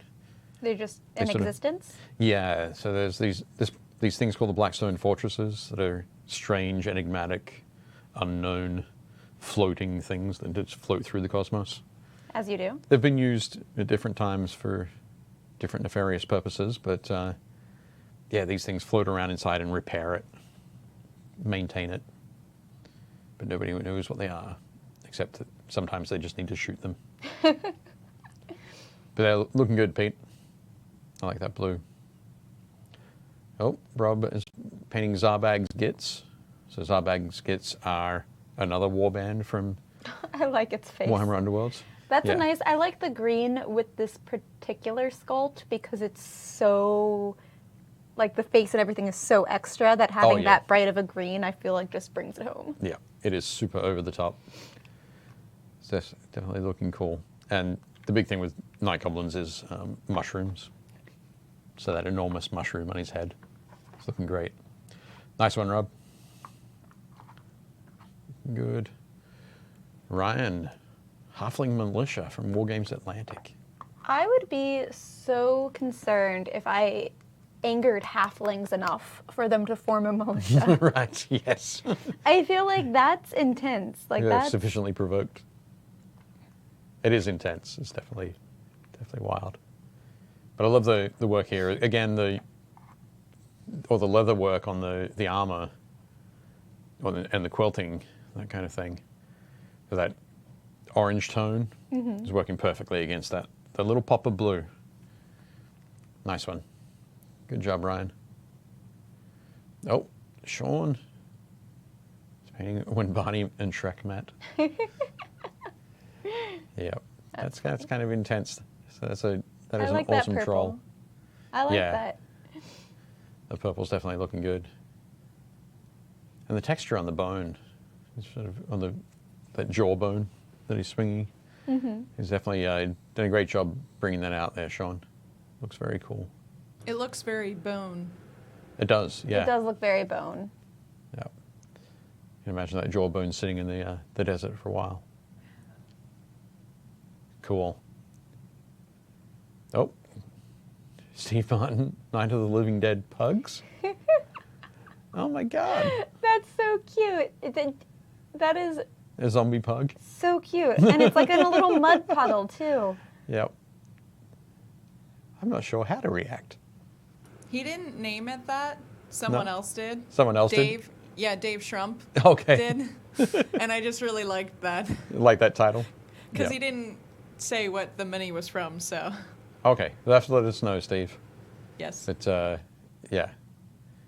Definitely looks cool. I like the coloration. Good work. Last one. William T. West. Hiram the Pincher. Where is this from? I love how cartoony all of these are.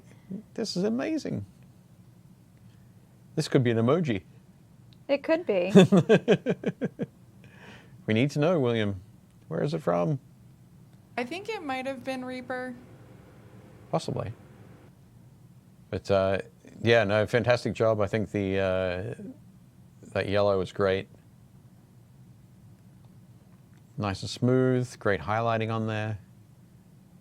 But yeah, fantastic. That was awesome. Oh, Walter says Reaper dice. Oh, was that a D4? I bet you that was a D4. Was it?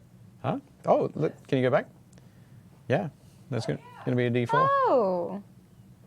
That makes so much more sense. Rather than just a random pyramid.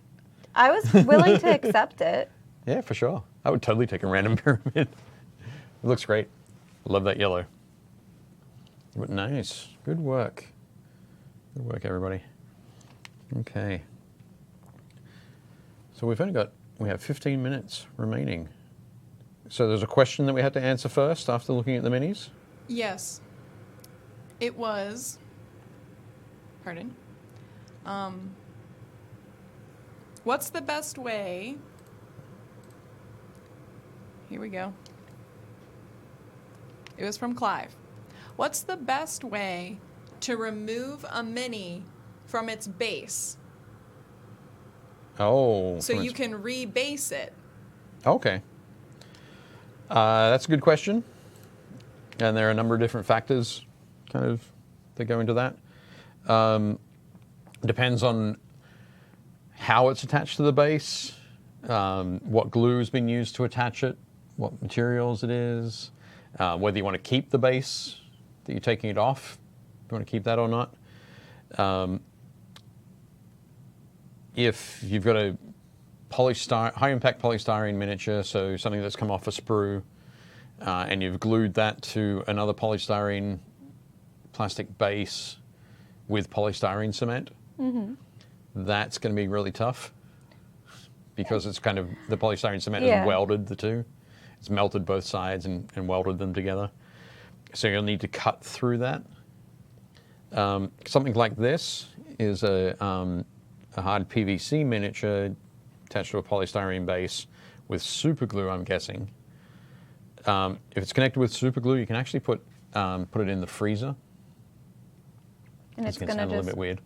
Put it in the freezer to help make that super glue a bit more brittle. And then, if you're lucky, you should be able to snap it off. Maybe we can try with one of these, even though we haven't frozen it. You just work it slowly around. One thing you don't want to do is bend it too quickly, because the miniature can then bend and you might snap it off at the feet. If you don't care about the base that you're removing it from, you can grab your trusty pair of clippers and sort of start to attack it around the base there. Sometimes with older metal miniatures, they'll have what they call a tab on them, which is a little line of strip of metal that runs between the feet that might slide into, like GW used to call them slaughter bases. So as a plastic base with a slot removed from it, that those metal tabs could go into. If you have that, again, just attack it, cut off the metal tab, and you're all good to go and rebase. There are quite a few times when I'm using bases from companies like Dragon Forge Design or Secret Weapon Miniatures, where it's already a fully sculpted base, and I want to paint it separately to the model. So I'll put the model on a regular base, paint it all up, and then go through. When I've done that, I've only glued 1 foot to the base rather than 2 feet, so that there's less that I have to try and snap off. And then you can put that in. It can get a little bit tough if you've pinned your model to the base. If it's like a heavy metal model that you might have wanted to make sure it didn't move around the first time, that could be a little bit of an issue for you. But just take things slowly. At some point you might need to sacrifice part of the base or part of the model. Hopefully it won't be part of the model. But when I mentioned cutting models off bases, you can get a thing called a razor saw, which is a very fine saw blade, which is about the width of this knife, for example, or the thickness of this knife, that you can then use to cut down very close and not lose as much material, typically from the feet there. So, yeah, quite a few different ways to do it. If you know you're going to be preparing for that, when you're painting the model originally, only glue one of the feet on, so that it's a lot easier to work with it. Less stuff to have to break or slice through. So hopefully that's answered that question. Very nice. Fingers crossed. Thank you. Just quickly, I'm going to mess around with,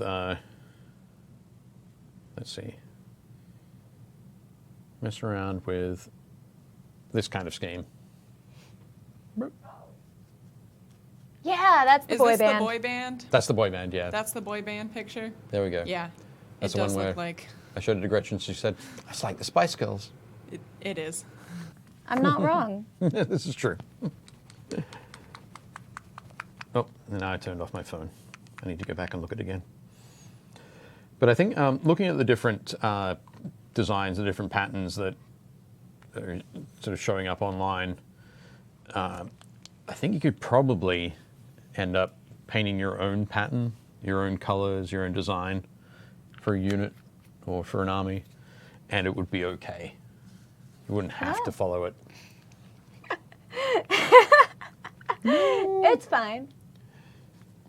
Sorry, got that on camera. It's good.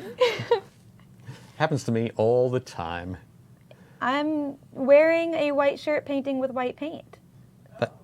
Oh, there we go. Lucky. So it's okay. For me, it would be I was wearing a white shirt and painting with black paint.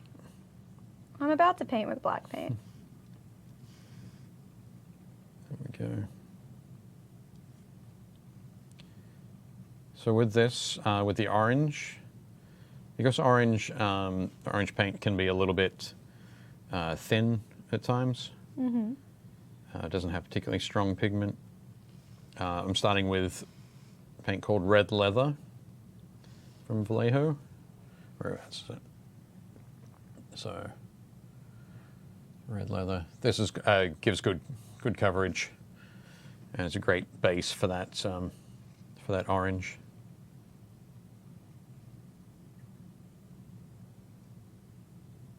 Paint the little mohawk with the orange. JP says Clone Wars era armor bleh, was even camouflage. Oh yeah, So you could do camo. that's true. You could do camo. And ruin all of my hard work I just did. Well, I guess if you decided from the start to do camo, you wouldn't have worried about that. I knew I should have looked further That's why we're not doing than like the camo. third image. No, I like how his legs are turning out pretty good with that lighting.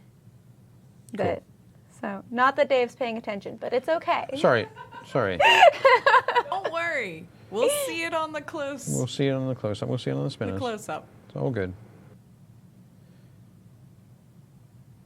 Now you have to tell us I haven't about got time. flamingo. Yes. Oh, right. Okay, flamingos. So it is speculated among historians that flamingos are what started the phoenix myth because flamingos are super hardy and they can live in a bunch of weird, strange conditions, including really, really hot water that you would find near volcanoes. Okay. So ancient peoples would see, flamingos with the water near all of the fire and lava and whatnot, and they would see them take flight, and they would be bright, hot pink, and Right. so on and so forth. And so they think that probably helped create the myth, Okay. and that phoenixes are actually flamingos. All right. I like that. It's fun. It's a fun fact. I could see that. Yep. There we go. Sorry. It's got super quiet. Doing these fine lines. It's a little tough. Isn't it always? It is. It's always tough. It's a hard life we have. Coming in each week, sitting down, doing some painting. Oh. So he has some markings on his chest. So I can paint those in. There we go. So with the, what I do then for the orange is using some Vallejo Orange Fire or Naranja Fuego. Yeah. You got it. Apologies to all the Spanish speakers. Yeah, it's okay. You're trying. Very, very trying. So I'm just doing a quick mix of those two. Sorry. So quick highlight on those lines.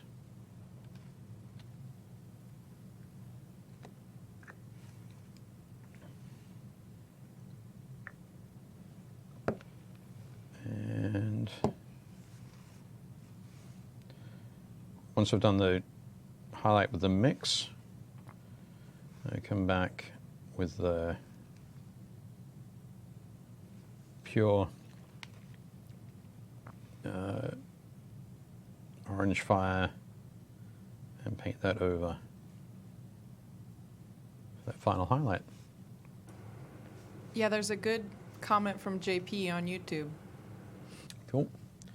Like Dave said, he's using a brown red to undercoat for his orange licks. Had success with using brown tones under yellow and red. Limits having streaks and thousands of layers of red and yellow. Yep, absolutely true there, JP. The if you look at something like the Nasdrag yellow contrast paint that we've used quite a bit on the show,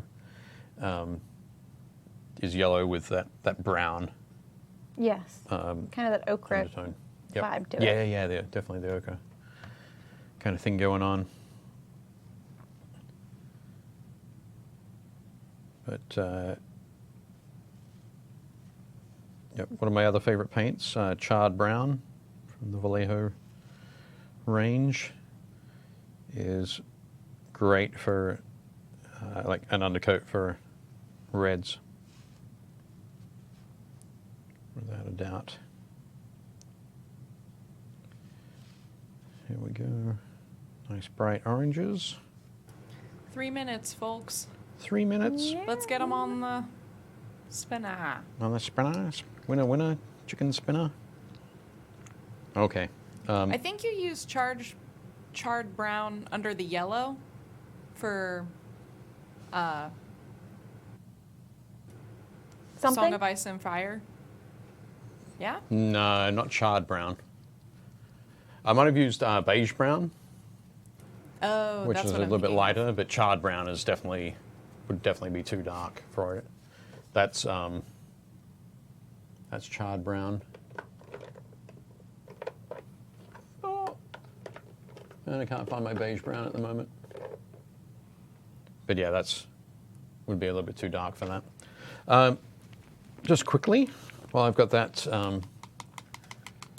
the Citadel basing set open, I'm going to grab out some of this Grell and Earth and use the little spatula tool to apply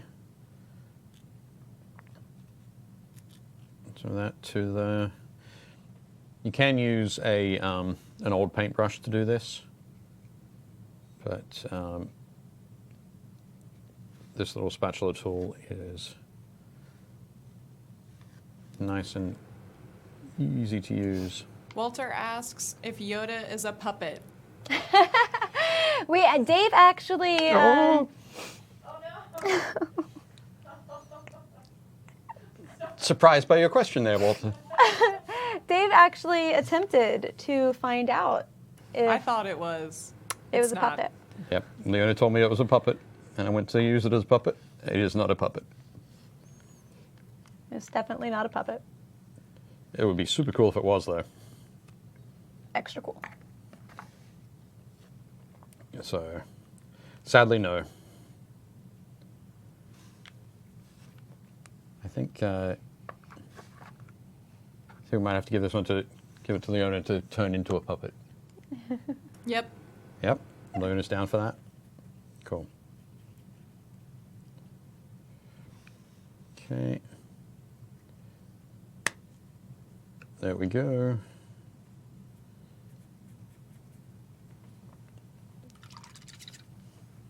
Just rinse off that spatula. All good to go there.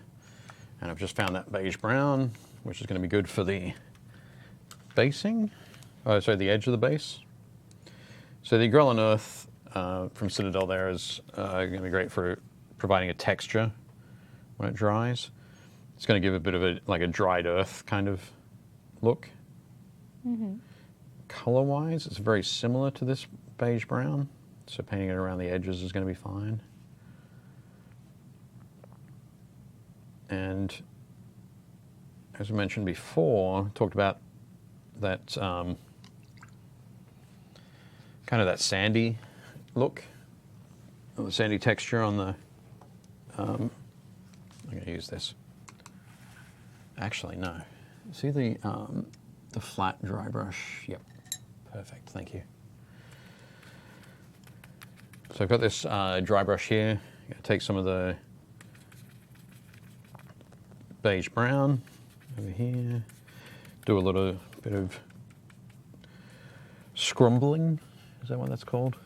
There's some painting texture. It's something like scrumbling. I don't know. Okay. Now you're thinking I'm making it up. Right? And then I'm just going to dust that into some of those. I'm trying to make a banana skin as promised. I need to make a banana skin? Awesome. We'll see how that goes. Yeah. Hurry, hurry. I know. We're I'm almost like, done. I'm suddenly like, what does a banana look like? I've now It's like straight and orange. Every memory of a banana I've ever had in my life has disappeared from my brain. Oh, Dave, what is the brown on the base? Oh, on top of the base? No, around. Oh, on the edge? Is the beige brown from, there we go, Vallejo, beige brown. And the texture paint is a Grell and Earth from Citadel. Cool, thanks. So what I should have done was put that Grell and Earth on earlier, of course, so that it was drier. But so it looks a little bit muddy now. But once it all dries, it should be fine.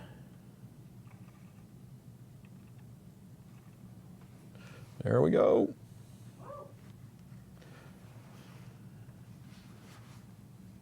Hang on a sec. See, sorry, just being a little bit of a, not perfectionist, but taking it up to at least 80%. But you can see there how we could go through and paint up Okay. a good number of those. Oh, sorry, let me get that one out of the way. And there's a banana for you. Banana cool. peel. Excellent. You know we were talking about birds before. I'm not saying it bird poop, but there we go. Yay! But yeah, you can see that if you're sitting down to paint those around a painting table with some friends and goofing off, you can get a few of those done over the course of a couple of hours. Oh yeah. Looks a bit like mud, really, doesn't it? It does. Yeah. Slopping or about. Slopping it on. Yeah. But that's all good. That's fine. Something else you notice with the guns is painting them black that first time. There are a few areas there where as the paint's dried and it's contracted, it's pulled back from, it's pulled out of those areas, little areas. So you got those little white dots there. So it's always good to have a spinner and an internet streamed show so that you can show people like exactly where those points are. We'll have to go back and touch those up later. But yeah, cool. I think they look good. Yeah, I think nice they look work. good. Yeah. We're still getting to swing things for the year. Right? That's what I'm going to blame. But, yeah. I think my banana peel looks great. I don't. Oh, it's fantastic. Yeah. No, it's definitely exactly what I was thinking. I'll have to sculpt one next time. Oh God, speed sculpt. Speed sculpting. Oh. Be all fine. Cool. Okay, so as we're going through the show, we showed a whole bunch of minis. I'll just mention it again. Those miniatures were posted by wonderful folks in our Painting Happy Little Minis Facebook group. If you would like to join the group, head to Facebook, search for Painting Happy Little Minis, click the join group button, and one of us will let you in. Yeah, easy peasy. Just do it. Nice and simple. Can be done. No, that's it. I'm done. Yeah, I was gonna say. I'm in. Okay.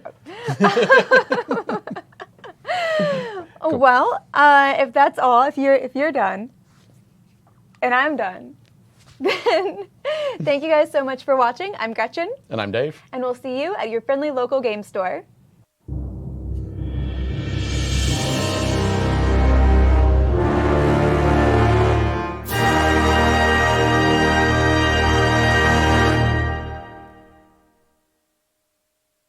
Thanks for watching Painting Happy Little Minis. If you liked it, leave a like and a comment below, and make sure to subscribe so you don't miss any new content.